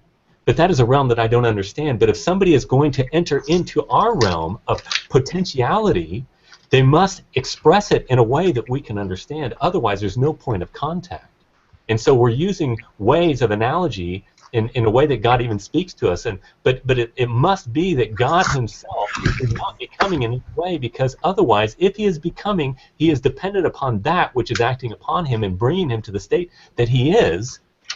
And therefore, you have an infinite regress of effects without causes, or potentiality without actuality. This Heraclitus and Parmenides, had that argument before in the pre-Socratic period, where they were arguing about being and becoming. And Heraclitus said everything is changing, nothing is the same. And Parmenides said no, everything is the same, because he said whatever is. If there is not some kind of unchanging element to something, then it has no continuity. It really is nothing. And this has been the great question of philosophy, is trying to understand these things. But my whole argument is going to go back to that. If you're going to affirm that somehow God is like us in that he is changing all the time, you have to throw out the law of non-contradiction. You've got stuff happening before it is. We've got to understand by way of analogy, though. There's no way that we can comprehend pure being. So the analogy you use is one that I use, but I think I use it to argue against what you've just said, which is to say, well, God reveals himself to us in small parts in ways that we can understand, because if he was completely revealed to us, we wouldn't understand him. So he reveals ways, small parts of it. One of your examples was love. So our understanding of love, we can then look at God and go, oh yeah, God is love, because it's the same as our understanding of love. But actually, when we look at examples of God's love, for example, punishing people for eternity as an example of his love, or killing hundreds of thousands of people every day in starvation as an example of his love. I would never starve my child, nor would I put my child in the basement for all eternity, because I love them. That doesn't fit in with our understanding of what love is. So then what happens is people say, "Oh, that's because we don't understand God, because we can't understand Him fully." It's not actually. It's not a good analogy, I would say. No, I'm sorry. What is your name? Dave? Is that who you are? One of the four. Dave. All right, I'll just call you Dave. Well, Dave. Yeah, I appreciate that, but here's the thing, though. But you're presupposing that it's somehow immoral to violate the sanctity of existence by casting somebody into hell for eternity. Would that be a correct assessment of what you just said? No, I'm not saying it's immoral. It's not what I would say. It's that you said it's an analogy to say, right, we know God is love because we understand what love is. Mm-hmm. But then when we look at the actions of God, I know I love my son. Okay, I know I love my children. Sorry, can you not hear me? That's in and out. You're just breaking up a little bit. If you can decrease your bandwidth, Maybe that would help. Yeah, okay, I'll do that. I'll take my picture off as well. I'm just being vain. Okay, so God is love. So wait a second. Let me just point out the irony of you talking about how much you love your son, yet your icon is you getting ready to eat your son. No, that's my daughter. That's delicious. That's my daughter, not my son. Makes perfect sense. So Baby. I love Really my love this song. and I would not ever punish my son for all eternity. That for me would be a loving action. So the analogy of we understand love and God is love doesn't work, because my understanding of love shows that God isn't love. Okay, but do you understand that you're saying that the reason that you understand your love for your son is that your son is valuable. You know that you are. In other words, the reason we know that we love is because we know it in distinction to hate.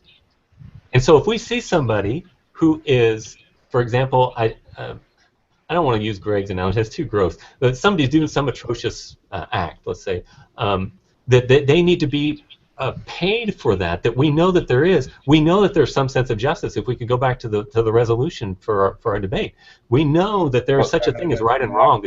I'm sorry? Now you're presupposing, because I'm not presupposing. You're presupposing that your son is special, right? I don't. What does that have to do with anything? I'm sorry. Look, hang on a sec, Dave. I'm really sorry. But what does that have to do with that? I mean, hell is made out in the Bible as the place of eternal suffering, or if you're an annihilationist, it's a place where your existence is winked out. But most of the Christians I talk to say that hell is the place of eternal torment and suffering. Who gives a rat's red patootie whether or not somebody thinks you're special or you think you're special? You go to jail, you go to hell, it fucking hurts, Trey. It's painful, okay? And that's a pain that you're expected to accept. You're expected to put up with for eternity. And you're fiddly diddly diddly doing around that like you often do. You're sort of instead of addressing the question directly, you're coming at it sideways, upside down, backwards, and going. No. So actually, come on, man. Like enough of that. Like seriously, he's asking you a straight up question. Give him a straight up answer. And I don't. Apparently, you don't want to think too deeply about such things, Gus, because instead of taking a swing at my thinking, which is only going to end up with me making terrible words at you that you don't want to hear, why don't you just continue without the fucking editorializing about my thinking? Why don't we do that? So let me clarify, Trey, because you said, do I think my son's special? No special than any other human being. I value him as equally to any other human being. Well, no, that's not true. You don't value your son like Adolf Hitler. Come on. I'm going to agree there. But, I wanted to. There's something I wanted to ask Greg earlier too. I mean, I don't think that's true, Dave. 104. I think that you do value your son more than you value other human beings, and I think that could be demonstrated very quickly with a drowning thought experiment. Mm-hmm. But then earlier, Greg said something about that he didn't value human life, and I don't understand why it seems like atheists in general kind of run away from this. Let me clarify on that, Shanna. That it's not that I said I don't value human life. I do. I value human life greatly, but my value for human life is not the source of my moral code, my moral reasoning. They're separate. I think that it kind of is, though. It is, indeed. I think that it is, and I think that's okay, right? I don't think that leads you to a god. It almost seems like, and I'm not accusing you of this, so don't get. No, I understand. I understand the argument. As I've said to other people, I've spent the last several years sort of developing a very nuanced moral philosophy of my own. I don't really know exactly where it falls into according to historical ones. I've given my best descriptions of it, but to the best of my knowledge, it's as Trey and I discussed earlier, universalist, prescriptivist. I believe that there are moral facts, and they're consistent if you have similar situations, but depending upon the circumstances, and they're basically they emerge from the situation where you have the moral agents or objects of moral concern interacting with each other directly or indirectly. So it's I mean, there's a difference though between the values that I hold and what's important to me personally, and what I can say is objectively right or wrong. Okay, so I think this would be a good entry point to kindly and civilly ask Greg a little bit more about this, because when you use the words like concern, most people would equate that with value. You're concerned about the things that you value. And so, like, getting around talking about value by talking about concern seems a little weird to me. But at the same time, I do want to give you an opportunity to kind of lay out, and I know it might take a long time, but I kind of want to afford that to you, because as an atheist, arguing for moral realism seems odd to me, but that's just my opinion, and it's what it's worth, which isn't much. So I'm curious. I really am curious. Like, you know, of course I want to bust your balls as much as possible, but at the same time I want you to be able to get through your argument as well as you can. So I guess the long and short of it is that there's, I mean, to appeal to the transcendental argument, that was a Kant that came up with that. There's modal logic can be used to determine necessary preconditions for things, right? So that's the presup. Saiten Bruggenkate, you know, appeals to that same sort of logic. I believe that he does it. He uses it fallaciously, but I basically am saying that it is a necessary precondition for anything that has volition. So volition, will, this is what creates an object of moral concern. There's a difference between objects of moral concern and moral agents, simply because you're not, if you are a object of moral concern that's not capable of understanding or experiencing empathy, understanding that other things do also have experiences similar to your own, or are conscious and self-aware. If you basically you think of things as an object instead of a person, much like toddlers do. So toddlers have will and volition, but they are not moral agents. And I think this is pretty consistent across most of the human experience, is that we don't hold toddlers accountable morally. We may hold them accountable behaviorally. You know, tell them, no, you can't do that. That's dangerous, or that's naughty. But you know, it's not like you're making an immoral decision. Because we recognize that they can't comprehend the moral aspects of that. So when we look at the issue, there's objects of moral concern and objects of and moral agents. Now, not every moral agent necessarily has to be an object of moral concern. To be an object of moral concern, it has to be possible for your will to be violated. So there's a weird glaring exception to this, that if there actually is an omniscient, omnipotent creator, it can violate the will of anything that it wants, but it cannot have its will violated directly. It can allow things to violate its plan, but it still allows it. Any omnipotent creator must, or any omnipotent being must necessarily be able to stop things from doing something that would violate its will, and to make sure its will be done, right?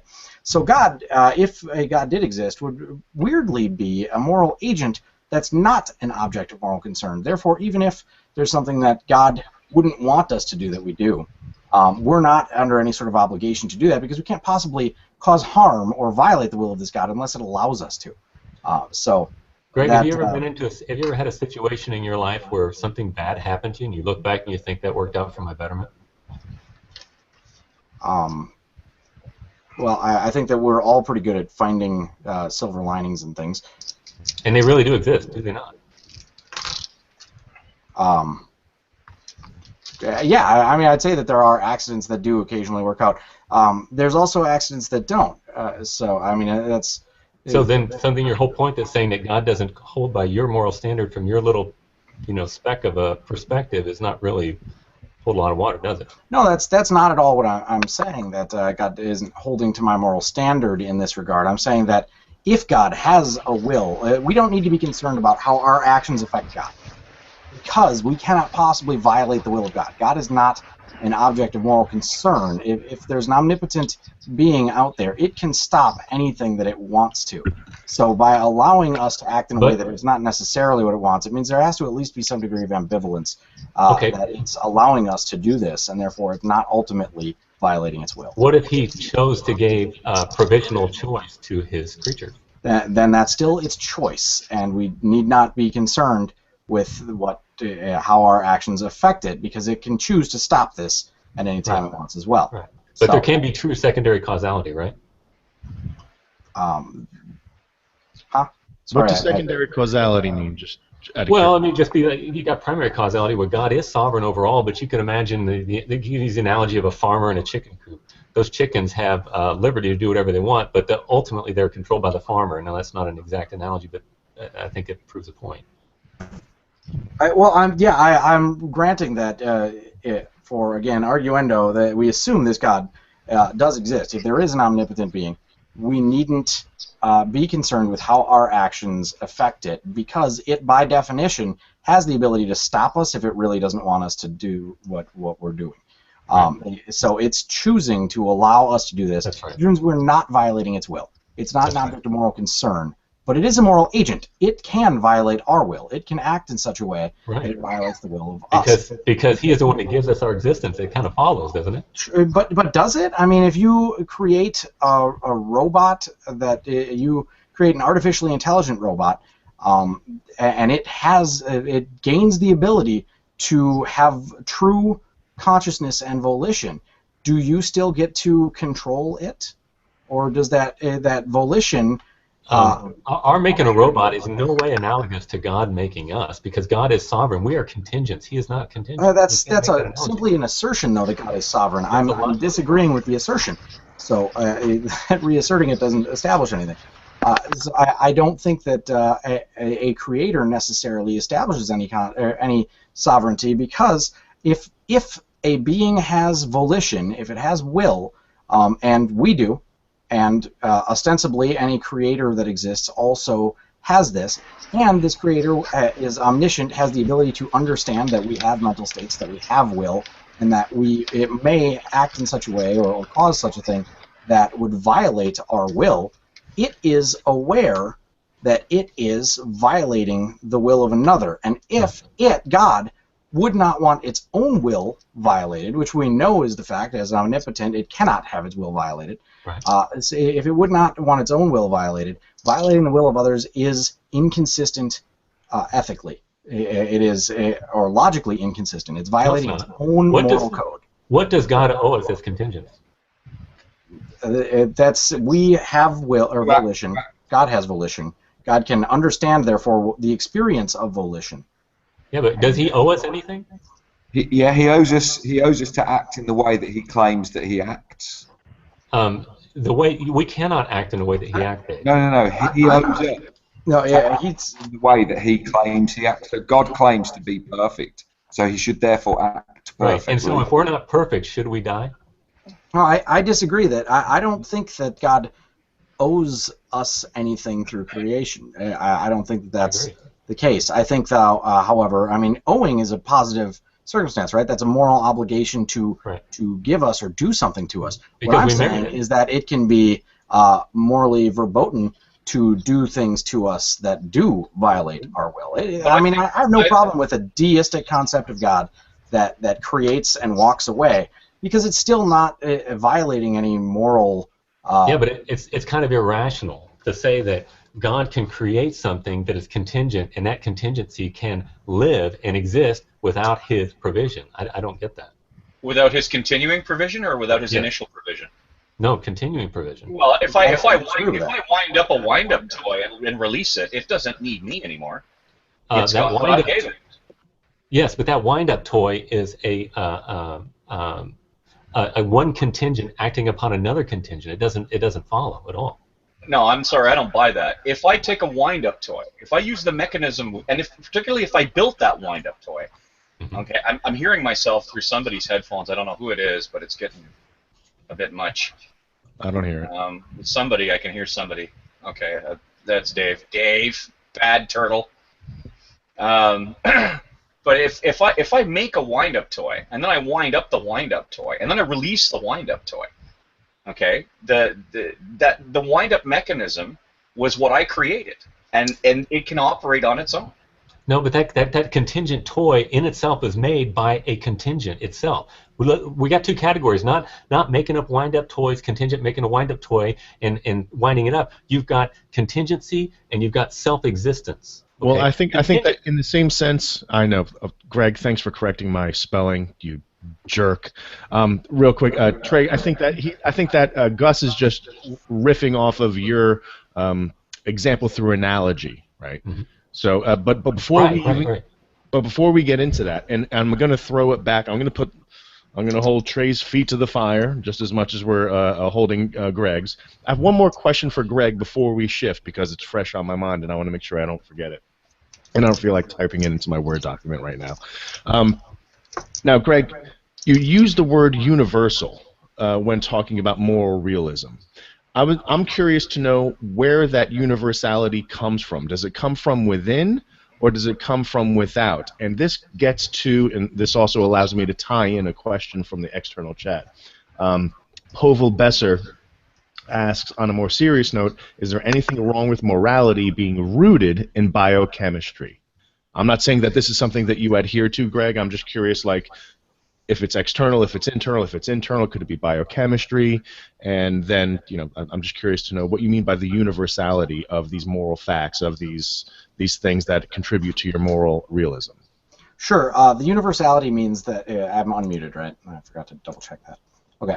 The universality means that in all relevantly similar situations, the same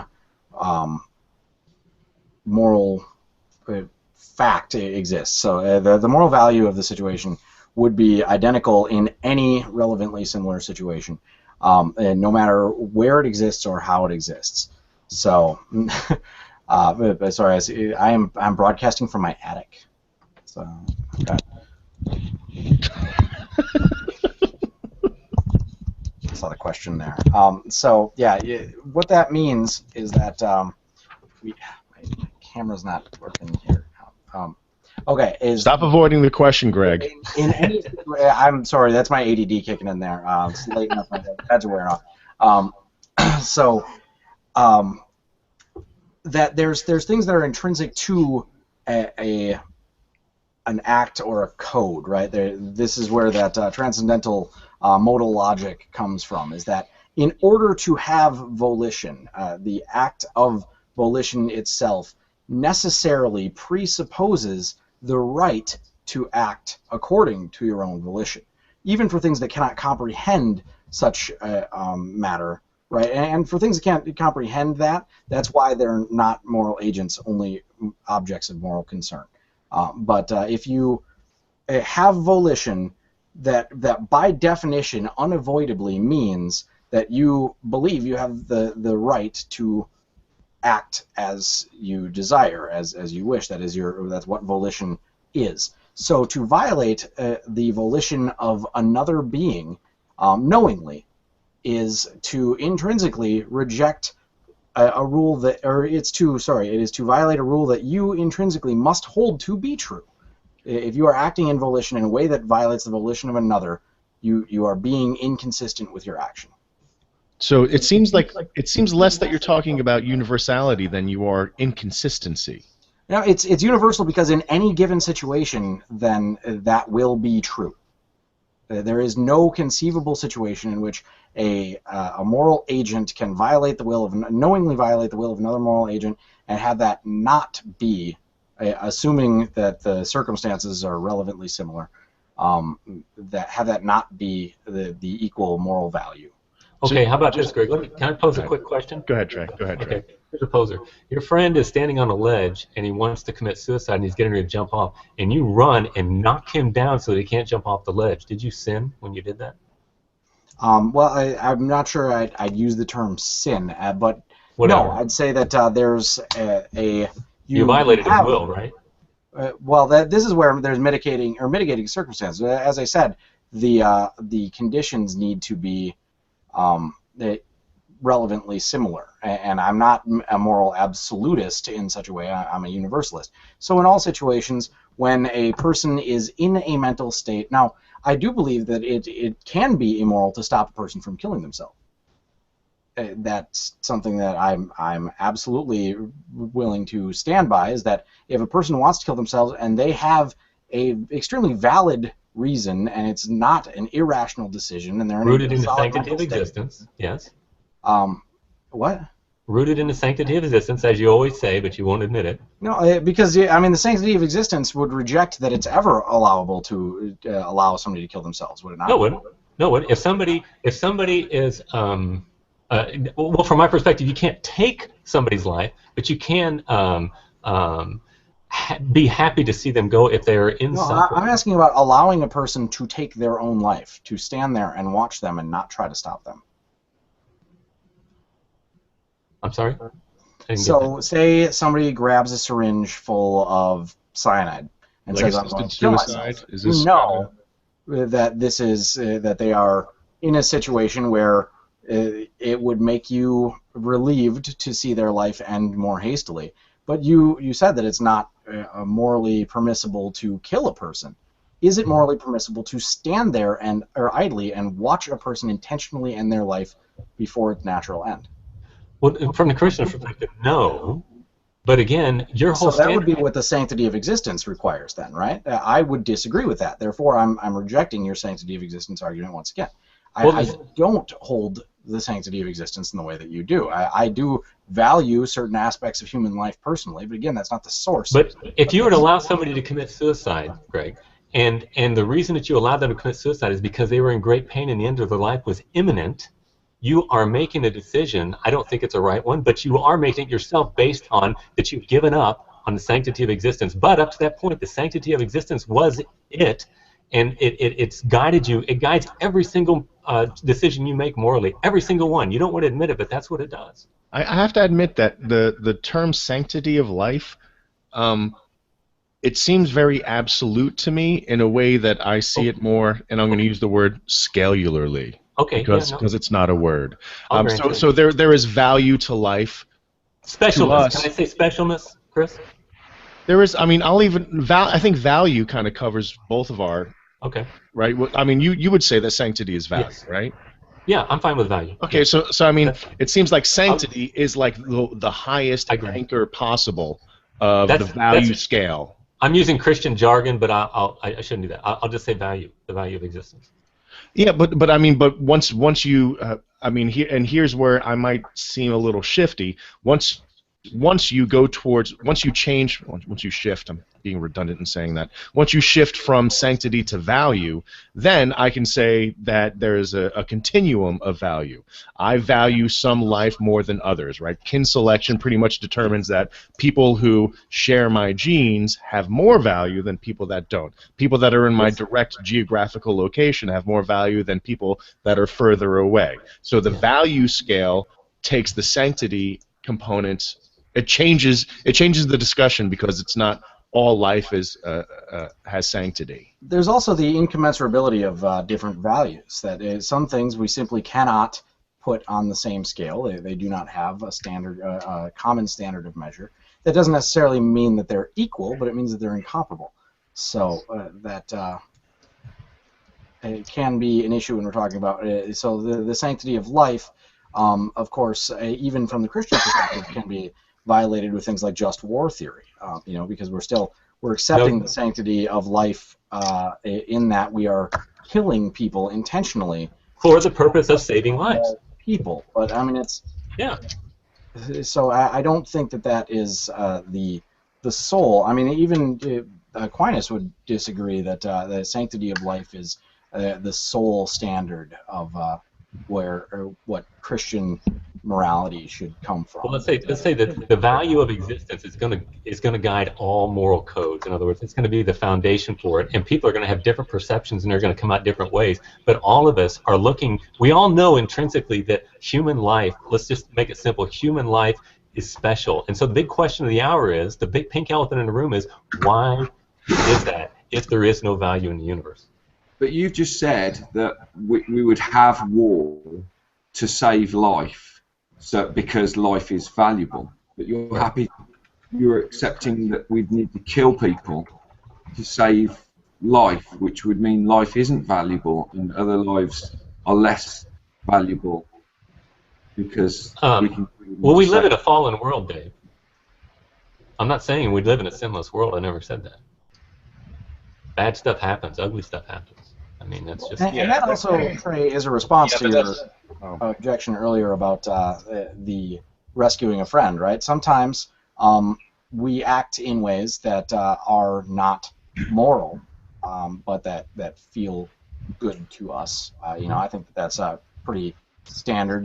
There might be times when, from an objective standard of measure, examining all of the relevant information in the situation, then an act like rescuing somebody who's about to jump off of a bridge could actually be a immoral act. Only if you are aware of all those things. Of course, we can only be held accountable to that which we can reasonably foresee and know. I think that if we say, well, you need omniscience to be able to make any decision, it becomes. Well, it comes under a sincerely held belief, doesn't it? So legally, it comes under the idea of having a sincerely held belief that you are doing the right thing. So even if it is immoral to save someone from committing suicide, you have a sincerely held belief that they were going to do something that was going to harm themselves, and the best thing to do would be to save them in that moment, and you have a sincerely held belief. So right. There's a difference between moral justifiability for a particular action, and because again it's situationally dependent. So that's where it's not an absolutist, where an action can be moral in one situation and immoral in another seemingly identical situation based simply on the amount of knowledge that the agent has. Right. So do you see that you're all presenting a framework of what this is objective by which we can determine, and it's ratifying or it's binding upon other people? Sure. I absolutely, again, that's, as I said, I am a moral universalist and prescriptivist. But you can't justify it. I have justified it. You don't accept the justification. But I've justified it in that there is a transcendent, intrinsic reality to having volition that makes it so that you are acting inconsistently if you violate the volition of something else willfully. So volitional creatures are intrinsically valuable because they are made to be valuers. Volition is something that we ourselves contain, and therefore the act of having a volition or acting in volition presumes the right of volitional creatures to act according to their own. It presumes value. It presumes that volitional creatures have the right to act according to their volition. What is a right? Well, it's something that is you are asserting, first of all, by acting in this way, you are asserting a right. You are taking a stance that this must be allowed because you're doing it, right? That this is okay. This is. Yeah, I'm talking about each individual each individual moral agent has their own moral framework. Objects of moral concern do not.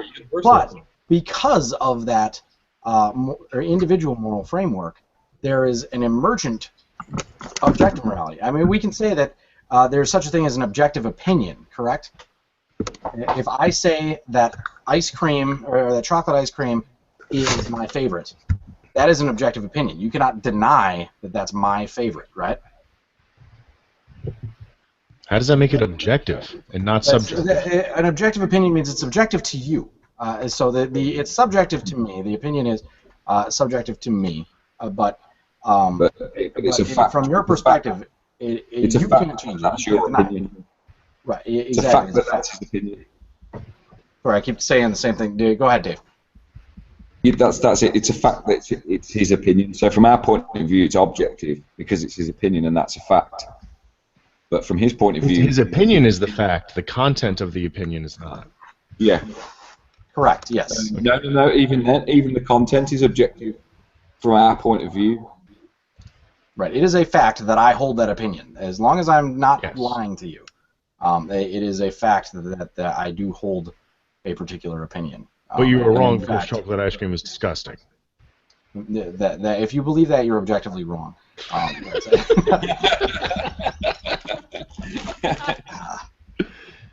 But yeah, it's so there's this objective opinion means basically something that exists that and a fact that something else has an opinion. And if you have the ability to assess things and estimate or predict that they will have a particular opinion or reaction to something, you are then beholden to treating their opinions in the same way that you would expect them to treat your own. Otherwise, you are unavoidably violating your own moral code. And since we all intrinsically share the fact of volition, creating this this transcendent fact of the presumption of right, or the presupposition of the right to act in your own volition, then the violation of another volition is universally wrong without justification and mitigating circumstances otherwise. I don't know how I feel about that. Dave, what do you have to say? You have your hand up. Does that not therefore support Trey? Because if I'm echoing on someone, if that's what you've just said is the case, that means that God's opinion, God's morals are subjective to Him. But from our point of view, they're objective, just like you like ice cream is subjective to you. But from our point of view, it would be objective. So therefore, God's morality to us is objective. So doesn't that? That's true. Yes, the fact that if there is a God and it holds a moral or it has moral opinions, that is an objective fact to us, right? It would be undeniable if a God exists and it has opinions about how things should work. Then that's simply a brute fact. It's true. The question then comes as to if we can violate its will, which, as I established earlier, we can't, because it by definition, as a omnipotent and omniscient being, has the ability to stop us. So it must be allowing us to act in such a way. So the only way we could possibly act immorally is if we somehow equaled the power of God and became a rival, and were able to overcome it willing us to not do something, and we continued to do it. So that's it's an impossible. God is not an object of moral concern. We don't need to be concerned about how our actions affect it, because they cannot possibly will, even if it exists. I didn't hear that last bit. We cannot possibly what? Violate its will, even if it does exist.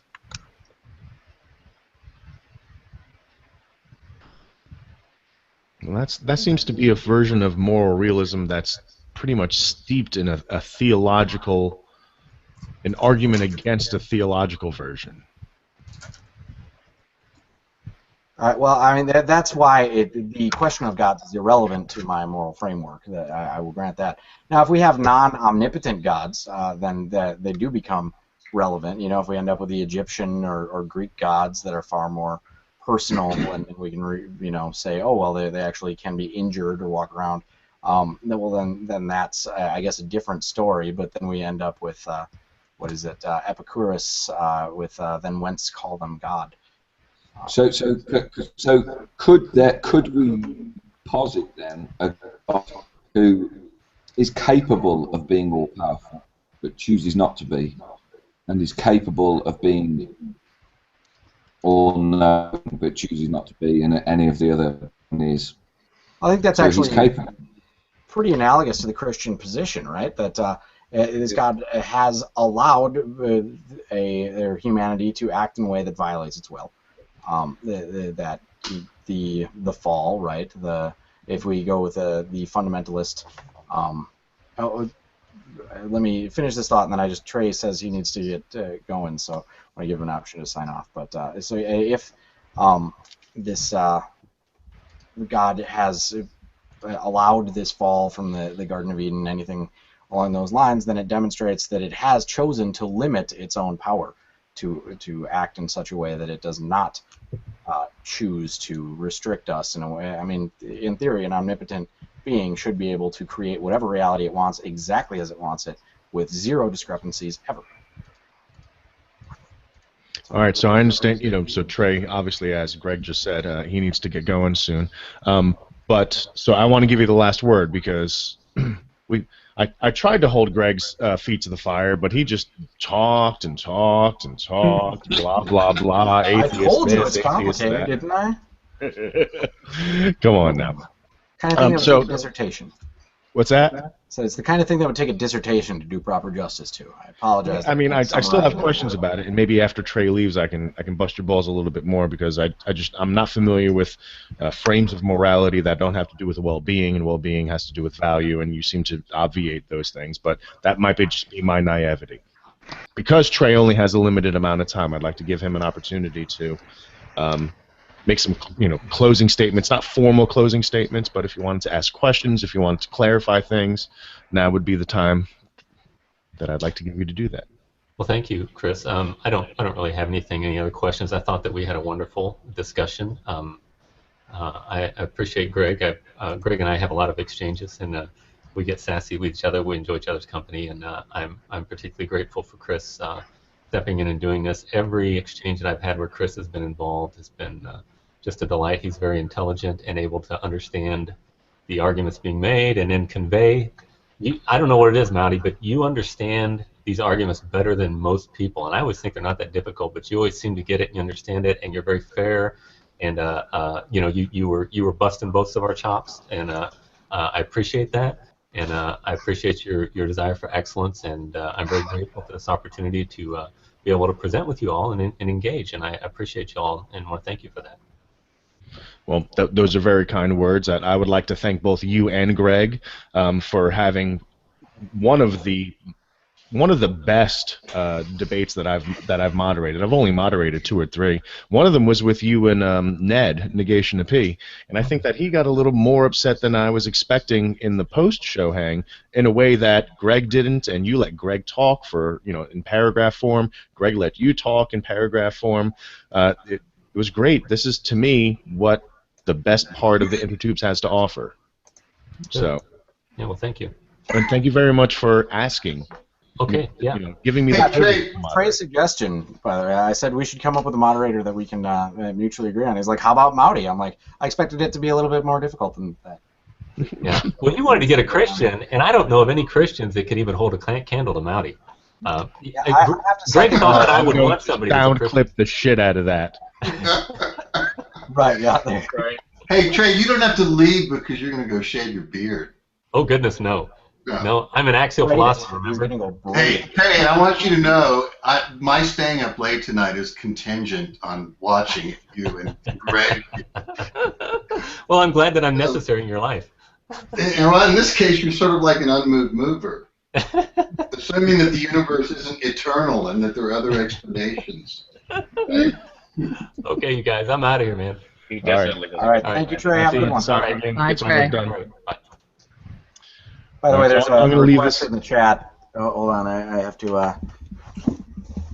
There it is. Fuller Jared, You go, James. pajama bottoms on.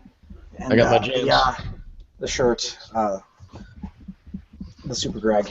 Yeah, you people are just going to have to take it for... You guys are just going to have to take my word for it that I'm actually wearing pants. I'm not showing you. Can It's not so much that they're just pants. They have to be pajama pants. Yeah, well, That's what. even though I'm an atheist, can I become the Christian in this hangout? Is that okay? Yes. You do need to... I would answer you, but I discussed you, apparently. So. Listen, they're my candies, and I'll give my candies to who I want to give my candies to. I know, he eats all the orange ones first, which is bullshit. That's right. I eat the orange ones first. I'll forgive you Other guys. people can have all of my red Starburst. Those are Oh, great. Red are the best. Red and yellow are the Red best. are worst. I can't. No, they're terrible. You guys can have them. That sounds like heresy to me, buddy. Stop it. You just stop yourself.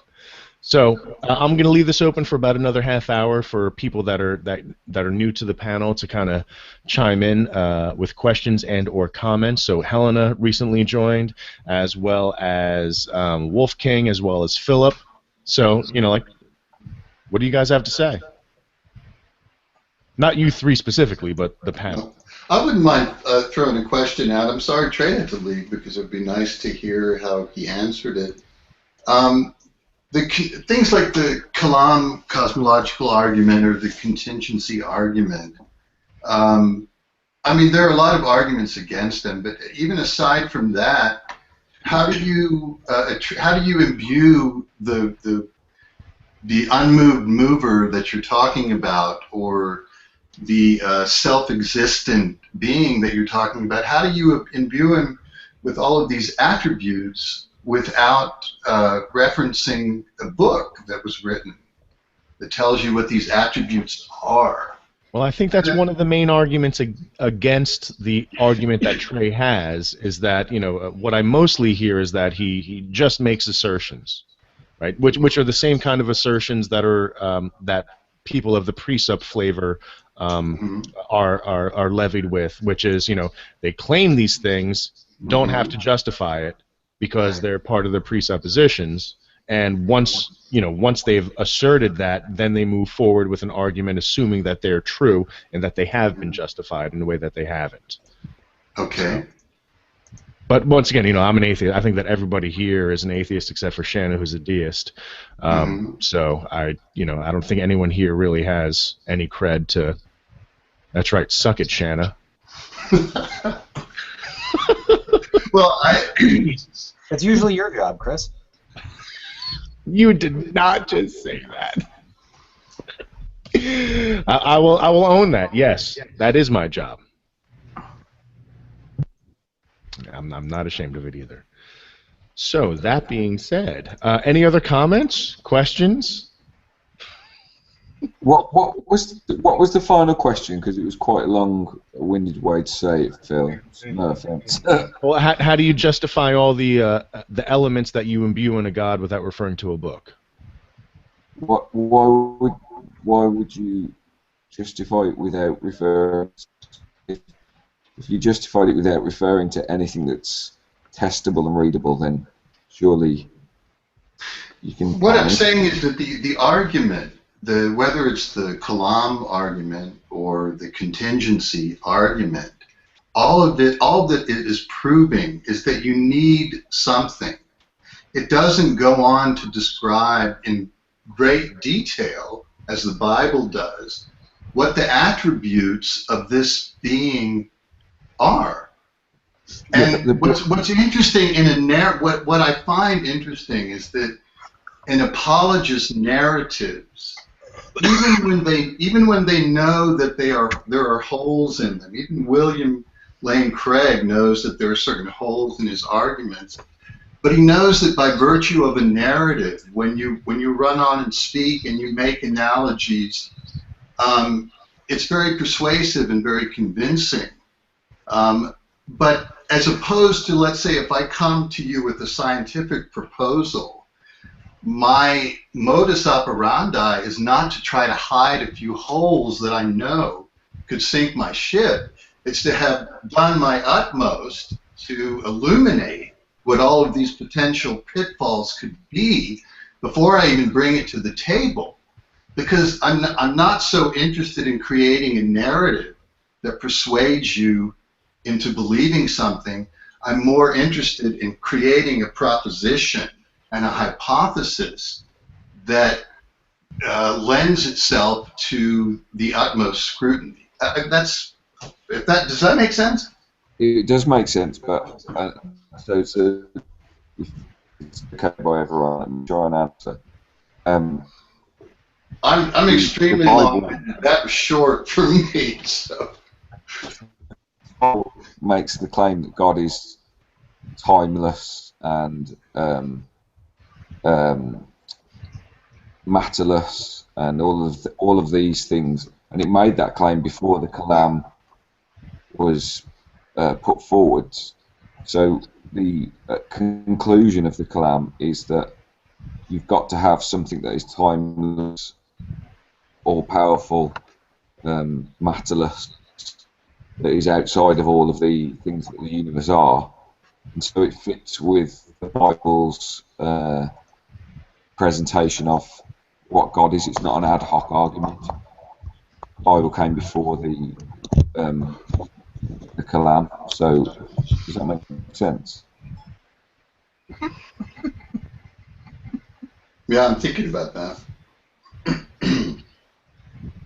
Well, probably would have sounded better if I did it in Matt Bell's voice. Well, you did. No, because if you read the Bible, you will find that it says that God is immaterial, timeless. You fucking asshole. Oh my God. The part I love is where he has to say that God doesn't think. That's the part I love, because I put forth that God cannot be outside of time, because the minute he has a thought, he's now subject to time. Thoughts by their very nature have to have a beginning and have to have an ending, which means they must proceed in a sequence. Well, it's also interesting that if God can't, or creating the universe, if God exists outside of time and is timeless, then there cannot be, and unchanging, there cannot be a situation in which the God and the universe don't both exist, right? That if God is existence itself, then the universe changing would be the universe coming into existence would be a change in condition for God, and therefore, and at what universe point must be just as timeless and exist outside of time in the manner that God does, and therefore God is But then the universe would exist inside of time, inside of God, wouldn't it? Rather than Russian nesting gods. Well, I mean, there's God sitting there by himself. He's bored. You got to watch what the theists do when I say that. They go nuts. God's bored. Not sitting by himself. That's a misrepresentation of what God is. This idea that he's this thing on its own. Well, that's what they say. God is outside of everything, and he's outside of reality, and so he's not sitting on his own. So if he's outside of all of those things, he's not sitting on his own. He decides to create reality, right? So I mean, he decides to create everything, and from that minute onwards, he becomes subject to time. He's no longer timeless. Yeah. Why? I can't see your point. I want you to think about eating a sandwich. I want you to think about every single aspect of making and eating a sandwich completely simultaneously. That's fantastic. The connection's already fucked up. Think about every aspect of making and eating a sandwich completely simultaneously. I can't, but I'm not God. So I don't think any mind can. And I understand that that's an assertion. But in all of our travels, and we may go out into the universe and find a creature that's able to have a thought that goes from beginning to end completely simultaneously. Right. But as of right now, which is good enough for government work, we have not found anything that can think something completely simultaneously. So that being the case, I don't believe God can do it either. As a matter of fact, I think there was a reason why God says we were meant to think his thoughts after. I believe there's a reason why he says we're made in his image. Because he's an awful lot more like us than we are like him. I think there's a difference between thinking and having a thought, and I think that you could say that God is, so he's never had. Your internet connection is just fucked up enough that you're dropping about every second or third word you're saying. Maybe I can address that question about what came first. Yeah, it's true. The Old Testament, I mean, Yahweh was probably written, 4,000 BC, or the oldest books in the Bible. At some point, the Christians leaned on the Greeks in order to create a more powerful apologetic. And Trey takes mainly from Aristotelian arguments, and back in that Greek time, Aristotle, in creating the argument of the unmoved mover, was not specifically considering a deity. It was an explanandum for an explanum, or however you say it in Latin, which is more of an attempt at an explanation to try to understand. So the Christians sort of hijacked, well, that's not a very charitable term, just, co-opted or adopted this form of Greek argument because they found it much more powerful, and then imbued this deity or this unmoved mover, whatever you want to call it, with those attributes. As far as the narrative, what you'll hear is people say, well, and we can't go, if we have to have an unmoved mover because otherwise we go just to an infinite regress, and that doesn't work. And what if you say, okay, we'll stop there. I don't want an infinite regress. Just let me have one more. Let me have the creator of your God, and I'll tell you what this creator's attributes are that created the God of the Bible. And, basically you're picking your own unmoved mover, or whatever argument you want to say, and you're not asking for an infinite regress because in the moment that sounds like, oh yeah, we don't want to go there. But say, just allow me one more. It does kind of become infinite because unless you just want to admit that you're applying arbitrary boundaries to prevent. And that's the point. That's the point. But if it's arbitrary, then what value is that? Just to illustrate that the argument in itself has a form of arbitrariness to it. And I think if we all lived back, that many years ago, before, we knew so many things about the universe that we live in and different possibilities of what could be, not just based on our technology, but the whole legacy of history and knowledge that we can read about and that we know about. And human nature, psychology. I kind of need to stop you there. So you're pointing out the arbitrariness of the argument by placing an arbitrary stop on the infinite regress that they claim? That's what I was going to say. Yeah, as sort of an ironic way of pointing out that it's a form of arbitrariness. An argument, though. Irony is a rhetorical device. It's not a logical device.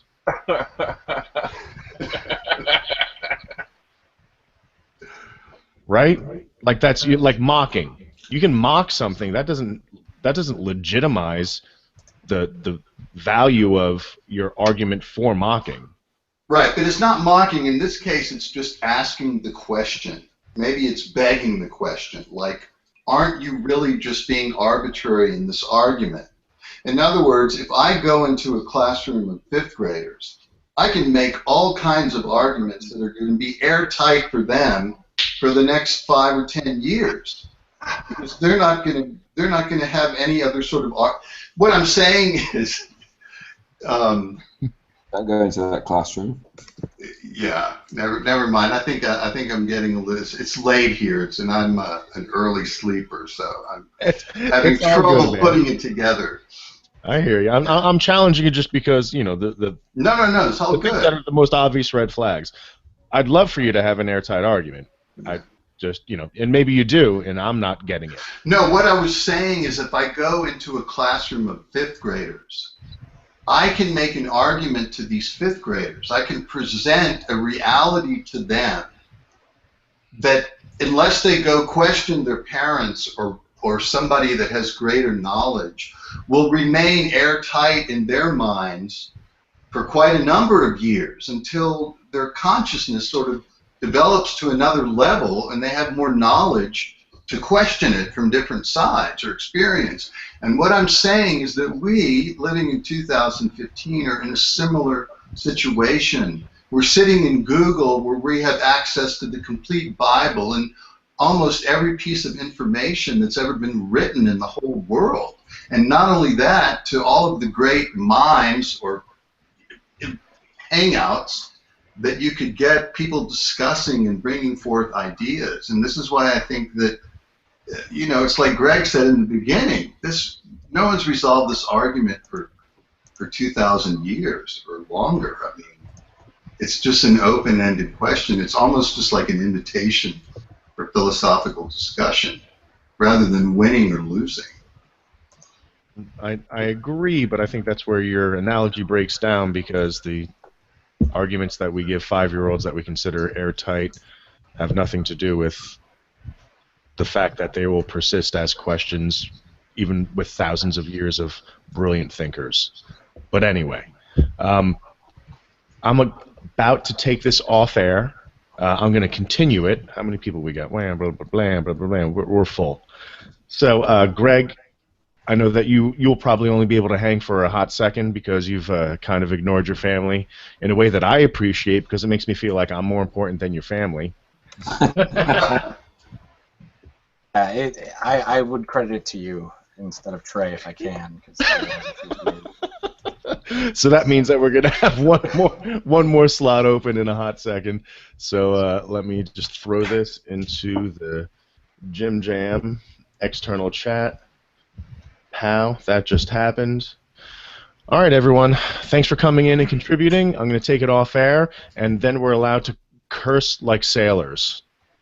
You were allowed to curse like sailors before this, but now we're gonna. Now it's actually a rule. Yeah, it's pretty much a rule. Curse at least every seventh word. Oh my gosh, he likes to have a good place. All right, everyone. Thanks again. Thanks for watching. Thanks for contributing. Bye-bye.